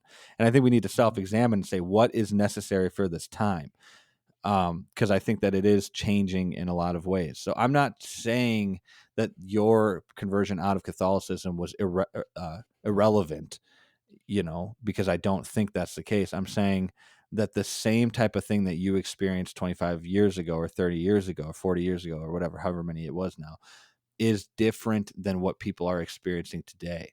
And I think the church needs to respond accordingly. And I've seen them refuse to respond because if it smells like Catholicism, it is Catholicism, is what I found with a lot of older folks in the church. So I don't know if that makes sense. I think it makes sense, but I think that's the argument that I'm making. Not that I think that anybody who would come out of Catholicism because it was ritualistic and they found themselves having no spiritual life is wrong. No, they were right for coming out of Catholicism. But I think people are going back to Catholicism because they're finding a richer spiritual life there, which we need to figure out. Okay, well, why is that happening? Because it is happening at rates we haven't seen before. And nobody's asking those sorts of questions. And I feel called to go to that direction for the structure, but I know that the theology is wrong. So I'm in conflicted. I feel like I'm schizophrenic half the time. I am way more interested in the mass of people outside the church than in the relatively minuscule number of people moving from our churches to Catholicism. If people are moving from my church to Catholicism, and the Catholicism that they seek is a spiritually rich, doctrinally orthodox one, then I'm not concerned about that. Anybody who leaves my church and goes into a spiritual context in which they will persevere in Christian faith to the end and are decently well shepherded, and that works okay for them, I'm fine with that. Yeah, but you and I both agree that the Catholic theological perspective assumes some stuff that is potentially damning. Potentially damning. Think about the nature grace continuum, that the primary that nature and grace can interact with people through nature as a primary element of Catholic catechism, but a secondary element of the Catholic catechism is that sin corrupts partially. That would be like a potentially damning. I don't know if you believe that. I have a really hard time knowing what doctrines are damning. I tend to I'm think just saying potentially damning. I think like the 7 deadly sins, there are mistakes that are damning in the sense that they lead you away from faith to apostasy. And I think that which leads to apostasy is damning. Is going to be damning, right? And so there are some doctrines in the Bible that are damning, like the refusal to forgive is damning because it's the rejection of forgiveness and grace. Right. In Galatians, salvation that is by works and not by faith is anathema or damned, right? Yeah. So there are a few things like that where we are explicitly told, or rejecting to believing that Jesus is the Christ. Or James, faith without works is dead. You have that's also a thing too. Yeah. Right. Yeah. So there are a few things like that where you're like, if this thing is an operation, the faith is not real. It's not legitimate faith, and and therefore the person remains damned, right? Or is damned. But I think when I get to questions like questions of doctrine, people say, "Oh, that's damning." I don't go along with the anathemas of ancient Protestantism either. That they were real generous. That is very maximal about all the things that would damn other people. I don't know that Jesus is going to damn people for believing in transubstantiation. That's what I'm saying. I don't know either, but I don't know that. But what I can say I wouldn't think so. I wouldn't think so either, but I think some people do think so. But what I am saying is that I just think it's weird that if you're the pastor of a church and your primary, you would consider maybe you're a pastor teacher, but your title is pastor, that your primary responsibility is to maintain the flock and to keep the flock, part of the Christian family, and to be Christ followers growing in their faith and not running away from Christ. That's your primary responsibility as a pastor, that you're not technically an evangelist, and therefore it's hard for me to be like, okay, well then why do you care more about the outside coming in than the inside going out, especially if you're in evangelical Protestantism because you believe it's true? I think my answer to that is also, Andy, that we lose more people to the world than Catholicism. The idea that most of the people leaving our church are going to Catholicism just isn't true. They're mostly going back to the world. And so fighting the world is still my thing, both for the retention of the sheep and for the finding of new ones. And I'm saying catechizing and doctrinal clarity prevents both. So you would prevent people from going to Catholicism and from going to the world in a more succinct, clear way, that people would have to make very clear decisions. Okay, here's what we believe about sexuality. Whatever High Point believes. Let's say High Point believes you can't be a gay Christian through and through. You have to repent fully of it, which I think is the correct view. I don't know if that's their viewpoint, but let's say that it is. And you have that in a doctrinal statement written out in all nice and fancy words. And when somebody comes to you and says, well, I'm struggling with this. I want to be a gay Christian. I believe inside be gay Christianity. And what do you think about this? And you say, well, look, our clear perspective here, that all of our elders and our pastors and our staff have to subscribe to, is that you cannot be a gay Christian because it's a contradiction in terms that you have to repent of homosexuality. Now, that doesn't mean you can't be a part of our church if you struggle with homosexuality. It means that you have to be actively fighting that and be repenting of it. That person is therefore faced with a very clear decision that they have to make. And I think what I find in low church Protestant churches is that you could ask 5 to 10 different leaders in the church the same question and get 7 different answers. And that drives young people freaking crazy, because I'm like, well, then what does our church think is true? And everybody says, well, it's kind of about your personal conviction. Well, then how am I supposed to function? Because everybody believes different things here. And it causes what Paul talks about, these little, what does he say? Like little arguments between Christians that we shouldn't be getting engaged in some capacity. I think it causes these arguments that are constantly happening where we're focusing more on figuring out what we think is doctrinally true than we are in actually pursuing godliness and evangelism. And those are the contradictions functionally that I see coming out of bad doctrinal stances or lack of doctrinal stances in the church. I mean, don't you think that this is in some ways what led Chesterton to orthodoxy? It, like you just said earlier, is these specific, the very things that he didn't like were decisions that he had to make about whether or not he was going to believe about Christianity. It was a specificity in the doctrine, not the ambiguity. And it feels to me like that's what he's saying. I wanted to drop back to this, but I'm just, dude, I am just so just having a hard time with this, even while reading people like Chesterton and Lewis, who says, if you're not an Anglican or whatever, you're arrogant because you think you can do this better than people who have been doing it for 500 years. He's got a quote saying that. And I'm like, yeah, I think there's some truth behind that. And I think what Chesterton's saying is true as well, that specificity is what actually helps, not ambiguity. People are finding ambiguity in the Protestant church. Listen, Andy, if I found these other traditions to be vibrant in practice, if they were verdant and fruitful, then I would rethink my position. Yeah. They're not. Well, like I've had people say, hey, I think Catholicism is the one true church, and I think maybe I want to be part of it. And my response in many cases has been, do you think it's fruitful like God's one true church? Does it seem like a vine connected to the Father? I mean, or like to the source? I mean, like, I'm sorry, but I don't. Like, I see a lot of richness in its history, and there's a lot of truth in the large edifice. But like, I mean, and I do think that the Catholic Church is starting to come back to life a little bit, but mainly because it's been cut so close. Like, couldn't you because say its historically? losses are so dear. There's some point where any movement, when it declines, if the movement has any viability in it at all, at some point it gets back to its purity. Everybody else leaves. And at that point, there's some point of repurification where the thing can take off again. Right. And so people say like the church is just going to disappear in America. I doubt that. I think what's going to happen is it's going to lose enough people until it gets really, like, the people are there really, really want to be there. And then I think it starts to grow again. And I think Catholicism may be getting to that point, at least in certain parishes and certain dioceses or certain churches, that they've lost so much that the only people left are the people who actually believe. And now maybe something can happen. I don't know. Right. And I don't know if Roman Catholics are apostate or not. I mean, I tend to see a deep devotion in Christ and his death and resurrection, that they believe that the gospel they believe in is the gospel of grace. When I push them on it, they say they believe in justification by faith alone, but they believe in a kind of striving in spirituality that I think in some ways is consistent with the New Testament, striving in spiritual life. And so I just throw up my hands and go, look, I don't know what to do with you. Right. Hopefully this is great. Okay. Do you see this is not what I'm going to teach.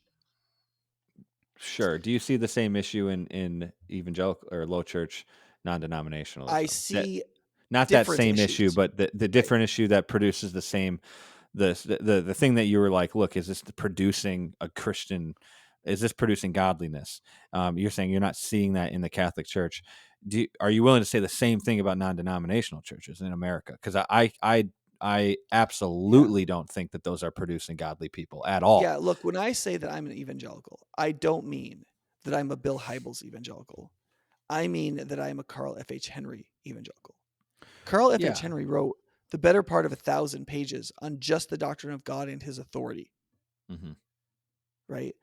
So like I am Protestant and evangelical in the sense that I believe that the evangel is primary and that is rooted in our reading, interpretation, application of the written scriptures translated into the vernacular for the church's mutual Sure. edification. That in that sense, I am just dyed in the wool and evangelical. And I believe that the proclamation of that faith in the communities in which we live and beyond is fundamental to our health, inviting people personally to believe and be saved. Yeah. And then from there, we build an increasingly robust theology. And in some ways, evangelicals, as they build that increasingly robust theology, end up different. Some are Arminians, and some are Anglicans, and some are Lutherans, and some are right. Do you Reformed, do you believe whatever. in the Puritan city on a hill type deal, or are you not into that? Like nations, I mean the not nations repenting. The like because you said the personal belief, the personal conversion. Do you believe that can be in any way connected to a like? And we did talk about revival before. It's all about the personal conversion, which is why I agree with that. But do you think that there's any responsibility to the church, to the larger communities at large, to the quote unquote like the world at large, in a communal sense? Like people kind of try to make a nationalism. I don't like it, but there's like the Yeah, two arguments for nationalism. yeah. I think that's one of those things where the definition matters a lot. Of what nationalism is. Yeah, what Yeah. nationalism, what Yeah. Christian nationalism would mean. Mm-hmm. If Christian nationalism means that the nature of human beings themselves requires something very close to, if not exactly, a Judeo-Christian ethic for human beings to flourish, and that a consensus built around that ethic is necessary for a properly functioning society, I think that's just correct. Yeah. And so I think that that's necessary if our society is going to function. Right. Now, to what extent can that be exerted upon people Do as you opposed to force people people being to be persuaded of Christians? it? Right. Right. Right. Right. Which is a different reason why I'm a preacher rather than a politician. Preachers persuade, Mm-hmm. politicians use the government to force Mm-hmm. and nudge and cajole. And I don't, Jesus did not give me those powers. Hmm. And so I believe that, sadly, I believe that people have to be persuaded to change, at least from the position of the pulpit. Right. No, I can get behind that. I agree with that. There's But I do there's a believe that personal conversion that needs to happen. I do believe that the church has regulative power in the church. I believe that the church is supposed to judge the family of God. And that if it doesn't, it's completely derelict in its duty. And as the reformers say, would not be a true church. A church without church discipline is not a true church, according to Luther and Calvin and so on. Do you what then do you attribute to Chesterton ending up a Catholic? Do you think that that's just his relationship, that he was just close by Catholicism, like in I mean, he was distance? always Catholic. I mean, there was no Christian Chesterton that wasn't Catholic, as far as I know. I heard his mom was Protestant who converted to Catholicism, and then he moved towards Catholicism. Oh, I don't know. But do you think that there's any validity to because I don't think that all that we've talked about for the last 30 minutes has been different from what this book is talking about. Like, I think that do you think there's any validity to the fact that Chesterton is writing a book on orthodoxy as a Catholic compared to a Protestant? And I do think that there's validity to that. I think that it feels like to me it proves his perspective even more than it hurts it.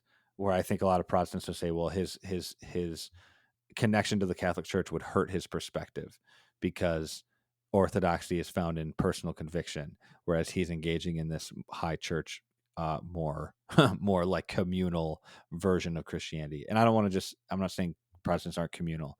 Do you know what I'm saying? Do you understand the question?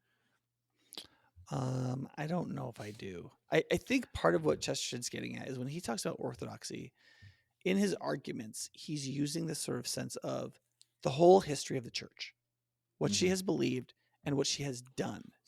So within this realm of like evaluating orthodoxy, he's thinking about monks and monasticism and crusades and all these sorts of things, and as expressions of Christian belief and life and orthodoxy. People who have been within the Christian tradition, reasonably considered orthodox, have behaved this way and they behaved that way. What do we make of that, right? So in that sense, I think Chesterton is being minimalistic. He's explicitly saying the Protestants can believe this and be fine. I think there's an equivocation fallacy in how we're using the word orthodox, because you're talking about creating and maintaining right belief in the church, and he's talking about, if you compare to reality a Christian view of the world He's talking and an about worldview. agnostically secular one, which makes sense, right? Like, he's trying to correlate Christian orthodoxy with the world. Right. And what we're trying to say is, how do we substantiate theological orthodoxy as a creedal belief in the church? And obviously there's some relationship between those two, but that's not what Chesterton is talking about. I'm not saying that's what he's talking about. I wonder what he would say about Protestantism. Like, I would be interested in hearing his understanding of orthodoxy in that second way, and not in the not opposed to the world, but opposed to Protestant lowercase l liberalism. My short answer is I'm not sure what Chesterton would say. I assume he would say something like as he moves on in this chapter, he talks about like ethics that seem to contradict each other standing side by side. Yeah. And I think that in the history of the Catholic Church, outside of the Reformation, there have been reformers that have stood up to the larger body of the church and said, this has to get better, this has to change, this has to reform. J. Gresham Machen is a good example. They found a way to make that work. Well, but I mean, he's Protestant. I think in the book you see St. Dominic. St. Dominic and St. Bernard are examples that he gave of people who were like reforming kind of people. In most of the history of the medieval church, the great reformers were the great monastics, right? They seemed to have the most reforming effect on the church, because as they built their monasteries and they were communal, especially the mendicant groups, the ones that went around, that traveled and were itinerant, they did a lot of change to create a lot of change in the church, as monastic groups. So in that sense, monasticism became a way of reforming the church outside of the magisterium. Right, the monastics were kind of like the country priest monk people, and then you had these like important people in Rome that were telling everybody what to do, and there was always this reform tension in the Catholic Church between those people. I think that's one of the reasons why the Catholic Church has struggled of late.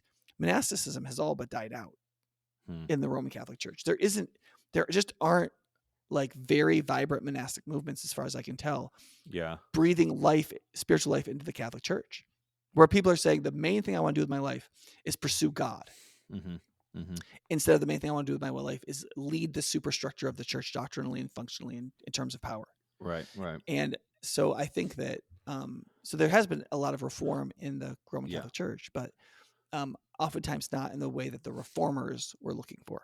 They wanted to take it right to the magisterium and reform the church. The monastics tended to deal with whatever the church was doing and function within it. But when Luther saw that his monastic, because Luther was a monk, right? Like, he was trying to reform the church as a monk, but he realized that his disagreement wasn't just in terms of the spiritual life. It was fundamentally at the core of the doctrine.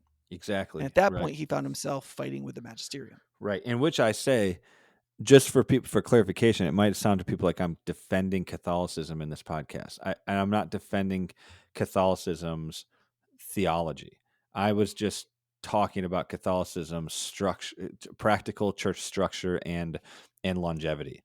That I think Luther was right. Like, I am with the Protestants that I think that it's faith or grace through faith alone. That's right.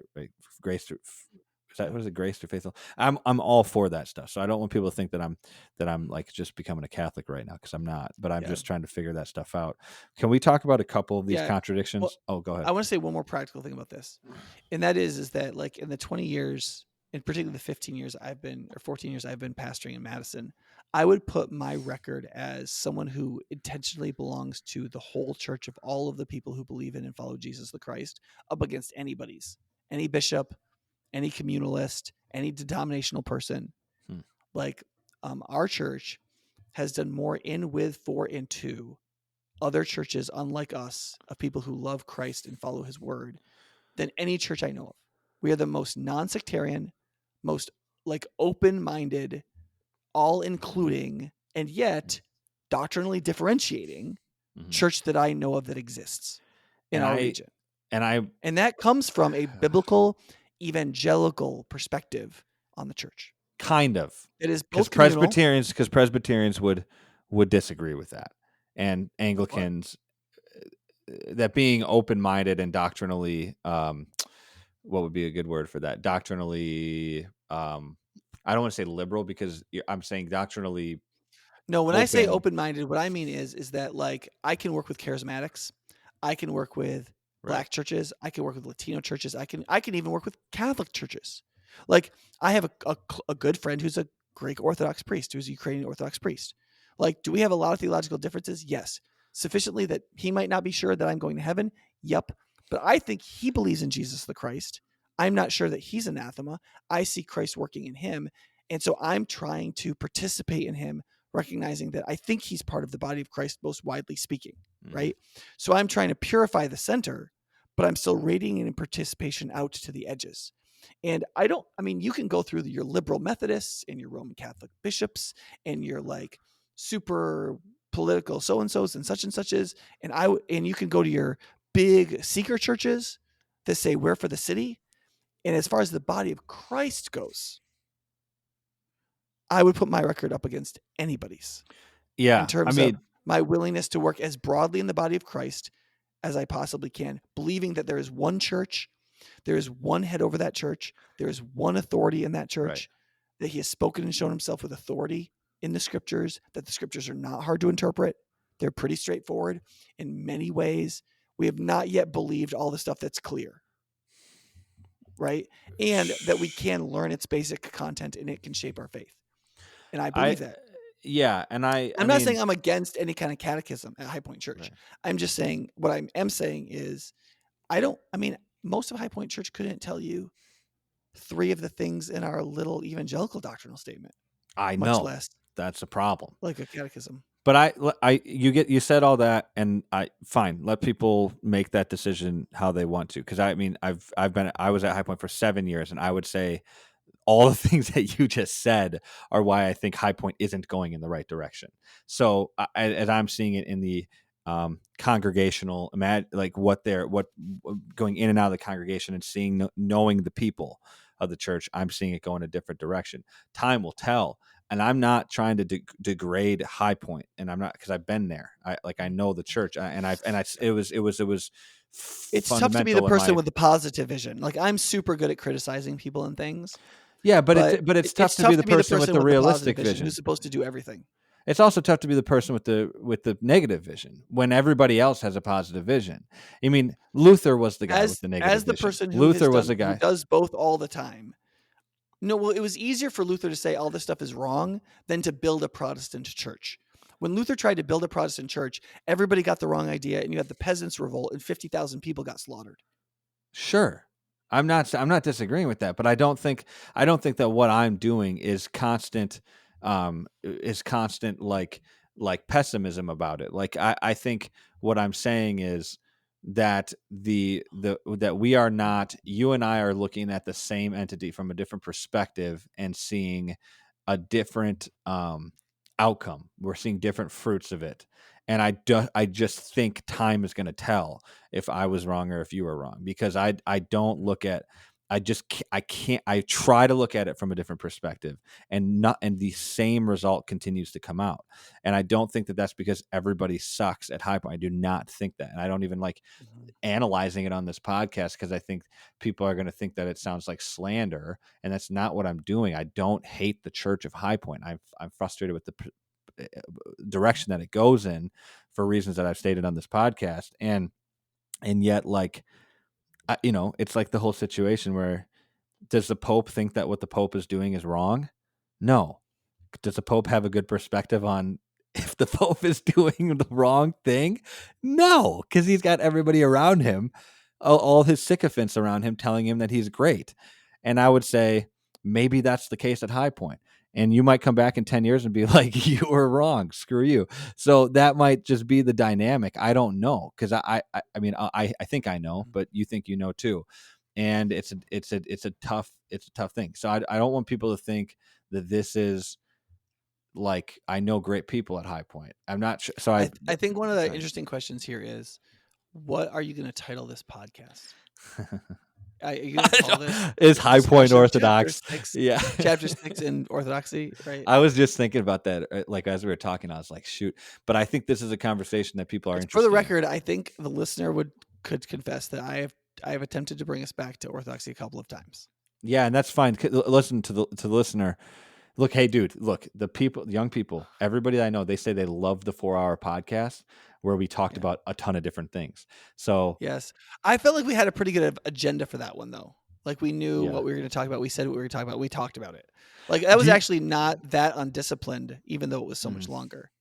Do you feel this like one we're trying to talk about Orthodoxy, and I'm like, wait, why am I defending? For some reason I feel like it sounds like this is in your crawl. Like I mean, for months you've been like, we're trying to work through this like Anglican thing of like, that's how all much I think authority, about. how much freedom, how does this work?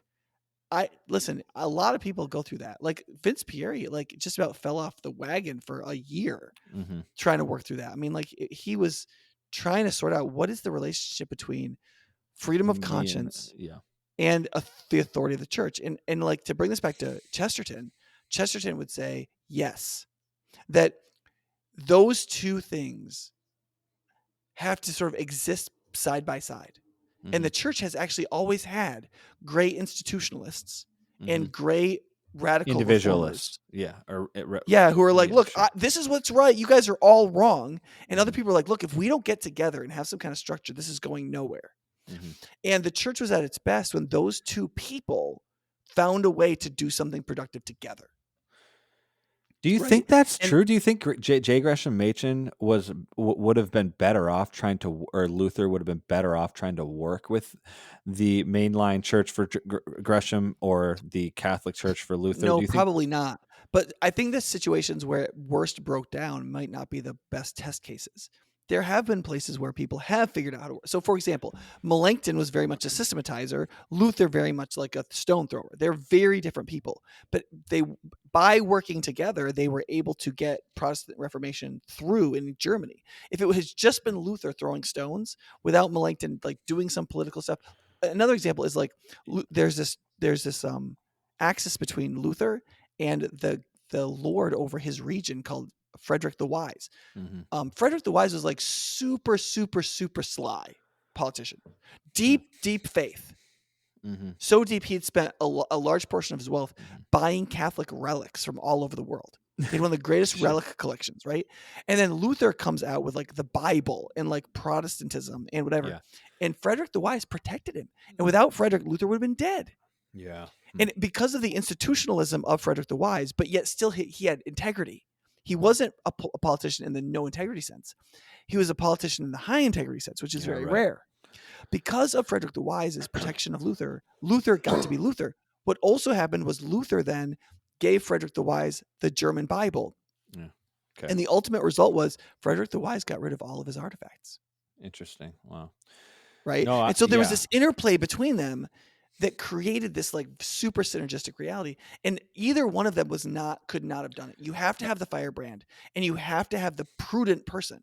And without that synergy, like somebody asked me recently, why do you do this podcast with Andy?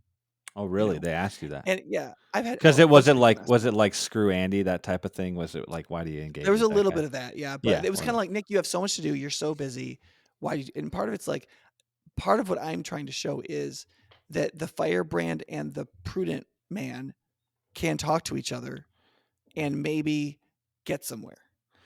The other thing too is this is a fairly popular podcast too. I mean, it's not like this is going out to anybody, right? Yeah. Like there's that aspect too. For those of people out there who are like, why would anybody engage with this? It's because I've built something that's actually doesn't suck. So I have some capacity to build things, and I would love for those people to try to find something good about me, maybe, because a lot of those people have the people that I've talked to have mostly been like, you're trying to launch campuses. You got like, too many in this things. Key place in your place. Like you could be spending this time preparing different content for other venues. Why do you choose to use your time for this? And my response has generally been my original justification of public discipleship, public mental discipleship. But also, like, as you get older, there's also the distinction between like your personality type and how you're engaging with questions. And I am an institutionalist, and you're definitely not. You're like as not. It's like you're out there by yourself, Freaking hate the and institutions. kind of coming In a in way, from in the a way. outside circle. And I'm at the center of an institution that's trying to Mhm. build stuff. And so having the non-institutionalist and the institutionalist sparring, I think, has some real benefit. No, I agree with that. And I think what you were saying about the institutionalists and evangelical individualists, I find that probably best in J.I. Packer in his evangelical Anglicanism, that I find as this like very, very good relationship between the individual and the communal part of Christianity. And I people don't read J.I. Packer as much as I do, but the book The Heritage of Anglican Theology was the starting point for me in trying to figure some of this stuff out. So yeah, I mean, I think how much time do you have left? Because we're at 2 hours. Yeah, I'd love to get off the horse here at some point. Yep. I Okay. think one of the things I want to say about this, Andy, is as I have gone through my own theological education over the course of my life, Mm-hmm. I have very much believed in reading people of the past as integral to Mm-hmm. growing. There is so much Christian writing throughout history at this point that nobody can read anything like all of it. Yeah. Right? Oh Like you have to yeah. be very No. specific about what you choose. Yeah. But I think reading as much of it as you can is important, even if you're going to be a populist. Like, who's Saddleback guy? Rick Warren. Okay. Every year of Rick Warren's ministry, he takes a major Christian leader from the past and reads everything they ever wrote. So That's he's read crazy. everything Wesley ever wrote, everything Calvin's ever written, everything Luther's ever written. He's gone through some of these people. I think he did Aquinas one year, which is that's a lot of pages. That's insane. Right? Yeah. And he reads everything they've ever written. So like some of these people that come off as like these like super populists, they actually in their theological self-education have really pursued like deep readings in the history of the Christian church. I gravitate towards the fathers, right, as the first 5 years of the Christian church. Sure. But I've read a lot of Aquinas, a lot of the reformers. And so I think that by pursuing that kind of education among our clergy, and that's one of the things that I think is necessary for Protestantism, especially evangelical Protestantism, to grow. And this is something that got brought up in the 70s. So part of the history of evangelicalism that people don't understand is that evangelicalism launching as an American movement, an American post-war movement in the 1940s. The leaders of Protestant evangelicalism were brainiacs. Like they were highly educated, very theologically rich churchmen. So Carl F. H. Henry, Kenneth Conser, Harold J. Ockenga, some of these people, right? Sure. And most of them had earned PhDs and so on, right? And so even Billy Graham, as he began to lead the movement, he had close relationships with people like Conser and Henry because they wanted to. Billy Graham wanted to stay on track. And so when Christianity Today was started as a thought journal, not as a magazine, Carl F. H. Henry was the first editor because he had been a newspaper man and he had a PhD in theology and he traveled very widely. And so the early evangelical movement from the 40s through the beginning of the 70s was a theologian-led movement. Yeah. What happened in the 1970s is that people like Bill Hybels started planting fast-growing churches based on the model of the Crystal Cathedral that is using certain kind of psychological and business practices to build large organizations and to win large hearings for Jesus. That was still possible in the 70s to do that way. And so then you got the Bill Hybels generation of church growth people. They then became the next generation of leaders of evangelicalism. Yeah. And that's what we have now. And you don't have the theological richness because there's of a Carl Henry. And you don't have much thought put into should a church be 4,000 people? Like nobody's really even thinking. That's just assumed. Like, yeah, whatever. It should be 4,000 people. Yeah, it wasn't even thought possible before somebody like Bill Hybels. Right. And then it isn't thought desirable after to not to do that. Right. However, here's what I would say now. Since I started going to seminary. So Bill Hybels had been in ministry for a while. I went to seminary at the turn of the millennium, right? We've had 20 years of this. Now what we're seeing is a mixture. There are some people that are still kind of doubling down on we don't need that much education. Let's do the big church thing. Like how you manage and organize an organization, good communication, good vision, all that stuff is what will build a church, and community engagement, being a missional church. There are other people that are much more theological. They still do some of those other things. Like they want to be a missional church, they want to be blah, blah, but they're doing it from a theologically robust place of personal education and teaching, right? So I think we're seeing both, and I think time is going to tell which is going to have lasting impact. Yeah. I actually think both will have a lasting impact in different ways. That's where I just can't. I don't know how you could come to that conclusion, because I I said lasting. I didn't say good. I'm not sure if the how if the long do you large think church that's model going to last? will Like be better or worse, but I think it's definitely having an impact.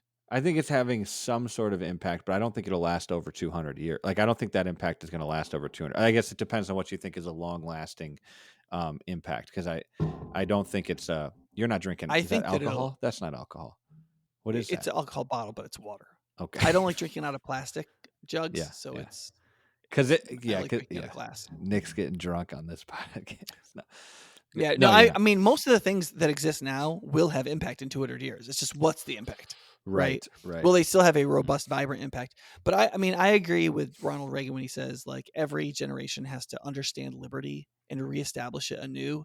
I think that's true of Christian faith too. That even though that we have a great heritage that runs through generations, every generation has a gut check for the context of their times. And it is true that for Gen Z and the generations that are growing up right now, the amount of change happening over the course of their lifetime is multiples of the change happening in most everybody's entire lifetimes. Yeah, I would say so it's like similar to the 1800s Industrial Revolution or the early 1900s with the two world wars. Like that the types of changes that are happening. Yeah. Right. And I would say less violent but more different. Yes. Like the change to a image and screen based life as a human being. Yeah, it's wild. Is a cataclysmic human change that we do not understand and that we just embraced without knowing what would go wrong. Right. And Gen Z was basically raised on a technological parenting philosophy that had, as far as I can tell, no merit. And literally none. Now they're dealing with. Right. I mean, there's not much thought put into it. It was like, oh yeah, these things exist. Yeah. Here you go, 12-year-old, have it. It's like, and whoa. I think they were like 6 iterations down the line of that. Like you had disestablishment in the 60s all the way through this. So you have a bunch of like layers of what I would consider inhuman philosophies. Yeah. And you can only have so much inhuman philosophy before people start to break down mentally, personally, psychologically, spiritually, and so on. And I would also argue that spirituality is the highest capacity of the human person, but it also requires a certain amount of development to like actually be able to be an integrated person. And one of the things I'm hearing Gen Z and even younger, like Rachel's generation, like kids are like 19 right now. She's Gen Z. Okay, but what I'm hearing from some of that generation is I can't have a meaningful conversation with people. Dude, it's like they're mentally, like you can talk about who's cool, who's up, who's down, but like what's true? It's not even that you talk about who's cool. It's about who's hot. It's like you could talk about things that are like 90% sexual and very, very, very degraded versions of sexuality. And then you can't talk about very deep. And I mean, dude, I'm working with some people right now. I used to talk with people like when I used to talk with people about some of this stuff, you could tell it made them uncomfortable to talk about it. Right? No, dude, when now I talk to people about it and they're confused. Dude, not even like that. They're mentally confused and they don't know anything about any of it. They don't know anything about any, but I've talked to some young people recently. Every time I bring up anything that even is semi-related to morals, not even Christianity, just moral. I mean, I think they're connected. They go on their phone. They can't even they don't like their brain shuts off. They pull their phone up and they don't want to talk about it. They cannot talk about it. They go on their phone. They use that as a way to because they can't. They don't know. They don't have the ability to deal with mental discomfort. Exactly. They have no resilience, and they say that they're getting anxious. You can't think about anything important without mental discomfort. Dude, I said this for years. I said this is why I think. Well, boy, I'm going to say something that's probably going to make people mad. Just listen for a second, and maybe there's a better way of saying it that I'll learn in about 10 minutes. But I think that the public school system in America and the technological system, what technology has done to young people in America, is worse than concentration camps in Germany, or because, and this is what people are like, what in the world are you talking about? Listen, here's why. Because I think that in Christianity, it is worse to not have the ability to think or to have your mind so depraved due to sin and due to mindlessness than it is to die for something, physically die. And so I think that what's happened in the public school system and also with technology has given my generation absolutely no ability to think at all. And I think that that's far worse than just dying. Like, I think living a mindless, useless, and completely spiritually dead life is as if you were already dead. But I think it's worse than physically dying. This is why the apostles were willing to die for their faith rather than to apostatize the faith, because believing in something and dying for it was much better than believing in nothing and dying, because you're already dead when you believe in nothing. Essentially, you're spiritually dead. So that might be, I don't know if people will be like, oh, that's just hardcore, but I just think that's true, dude. I've talked to so many young people who cannot think at all about anything.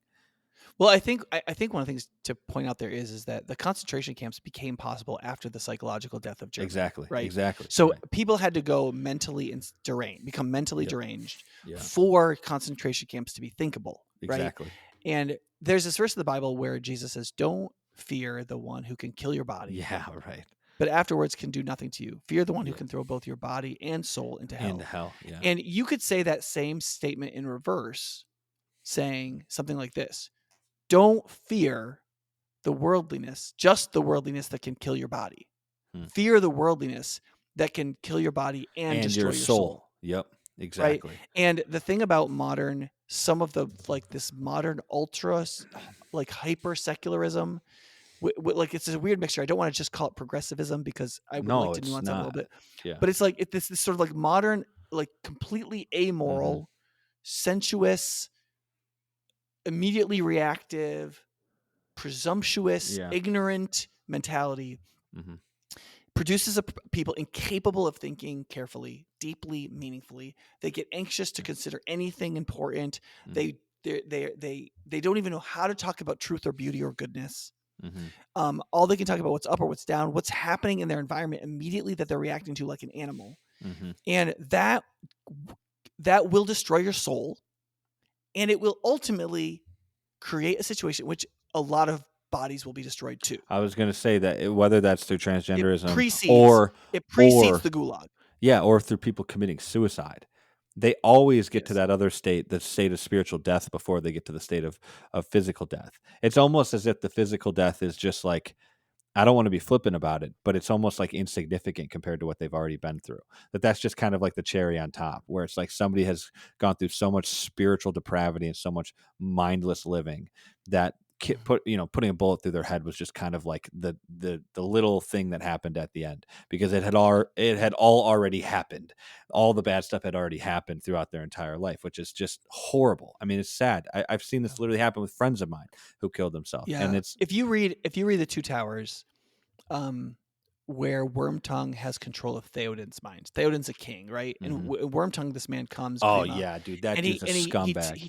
He tells him like, first he persuades him to believe in falsehoods. Yeah. Right. But over time, he makes it so Theoden can't even think at all. And he encourages Theoden to just like not exert himself mentally and emotionally as a king. It's just like, look, it's hard times, and what could you do? You can't, right? And there's this point where Theoden, when he wakes up, says, not only did he tell you lies, but you had made him into a beast. Right? By teaching him to not just not think correctly, but to not even be a human anymore. Yeah. Yeah. And one of the things that's happening mentally, that the technopoly is not just teaching you to think wrong things. The technopoly is taking away your ability to think. Okay, and when it takes away your ability to think, it restructures your mind in terms of your desires, so that you're not even feeling well anymore. You don't feel. You can't even live by your feelings. Even your feelings are reordered to the desires that have been put into you. Yeah. Okay, but let me add on to that character, that him being animalistic. So all my Google things just started turning on. I think it thinks I said Google. All of the him becoming animalistic. You could also, for people who think, oh well, this is completely hopeless. Well, you could look at Gollum, who had become completely animalistic in the same type of way, who was completely consumed by sin and power and the ring and everything. Who then, in some way, whatever. I'll say God uses him for this, because I don't know what Tolkien, in the providence of God, Gollum is then used for the ultimate good of destroying the ring in the end. Whether that was because he was just selfish and wanted the ring back for himself, or because maybe there's a little bit of good in him. And I think that was the point that Tolkien was Oh trying to make. no. No, it wasn't Tolkien's really. point is it was not goodness at all. It wasn't. I've heard No, the other way, but yeah, maybe that's wrong. No, Gollum is not taking it for the team. Gollum is wants the ring just wants back. the ring. Okay, I thought that was a little Yeah. bit weird because I was like, yeah, he bites the finger off and Right, falls, and he's like, you see that's a classic the movie where he's like looking through the ring, reaching for it. I guess Yeah. it doesn't make any Oh sense. no. Okay. There's no good. Like no. Okay. Yeah. So he's No, I guess Tolkien that wants point to just show- doesn't make any sense. There's not really much hope for somebody like that then, in the sense that like other than that, like sometimes the greed of some people can take away the thing that was making you greedy. Exactly. And their treachery actually ends up being helpful for good somehow. Yeah. And that God can do good through wants evil. us to recognize. Yeah, that God is working right now with the technopoly screwing with people's minds and all this kind of crap. All this stuff that looks, I think, pretty dark at the moment. Yeah, for sure. Tolkien wants to say, yes, but there is something above the clouds of Mordor. Right. Like that moment where Samwise sees through the clouds, and for one moment he sees a twinkling star. Yeah. And he's like, there is something above the evil that is working. Right. Right. And so I think that that's important to remember in a moment like this. Like, I don't know how we're going to reach these younger generations right now. I do not know. But I do know that God is working. And I think that evil often overplays its hand. Yeah. Well, I think I hope that that's happening enough that in my generation I'll see revival, but I don't know. Yeah, I think something's going to happen. Or the revival or World War III, we'll see. But God is not losing. We are just destroying ourselves. Yeah, for sure. I'm not. Yeah, and maybe he's allowing that to happen for the revival to come in later generations or something like that. Who knows what's really going on? We got to wrap this thing up, and I guess maybe to answer that question, we'll figure this out later because we haven't read the book. But let me show you what I just got real quick. Just came in the mail. Crisis of Confidence by Carl Trueman. So Andrea slid it under the door while we were recording, and so maybe that's just the answer to the question, But anyways, so we'll maybe do another podcast. We have to get through Orthodoxy someday. We'll have to do it. But I think that the things that we talked about this podcast were good and are going to be helpful for people. If you like this podcast, make sure you like, subscribe. Do you have something you need to say at the end? Usually have concluding thoughts. No, it's just about I always think when we start talking about something else other than what we said we were going to talk about, I always have in my head wanting to get back to the other thing rather than really engaging with you on the thing you wanted to talk about. So I don't think that, I don't know. I did a very good job today with that because I kept thinking we're supposed to be talking about Orthodoxy. I felt like we were talking about. You were very adamant about talking about. I know you tried to bring it back 4 times, and I just no. You were like, no, this Anglican. Listen, just make me talk to you about J.I. Packer. Just let me borrow the book, and if you want to talk about the Anglican thing, we can have Scott Cunningham on too and argue about it. No, let's have the other guy, not Scott Cunningham. The guy that I've gone to his church. He's good. His name is he's at Bread of Life Anglican Church. His name is Matt Arndt. Have you heard of him? I know Matt Arndt. Oh, yeah. Okay. I mean, if that's who you want, fine. But I don't think he can articulate Anglicanism's heart better than Scott. I don't think Christ Church is doing Anglicanism in the J.I. Packer Anglican way. Oh, okay. Fair enough. But I'll give you the book and we'll talk about it. For those of you listening, you like this, make sure you like, subscribe, share this with your friends, leave us a 5-star rating and a review. Send us questions if you have any, and we'll see you guys in the next one. Goodbye.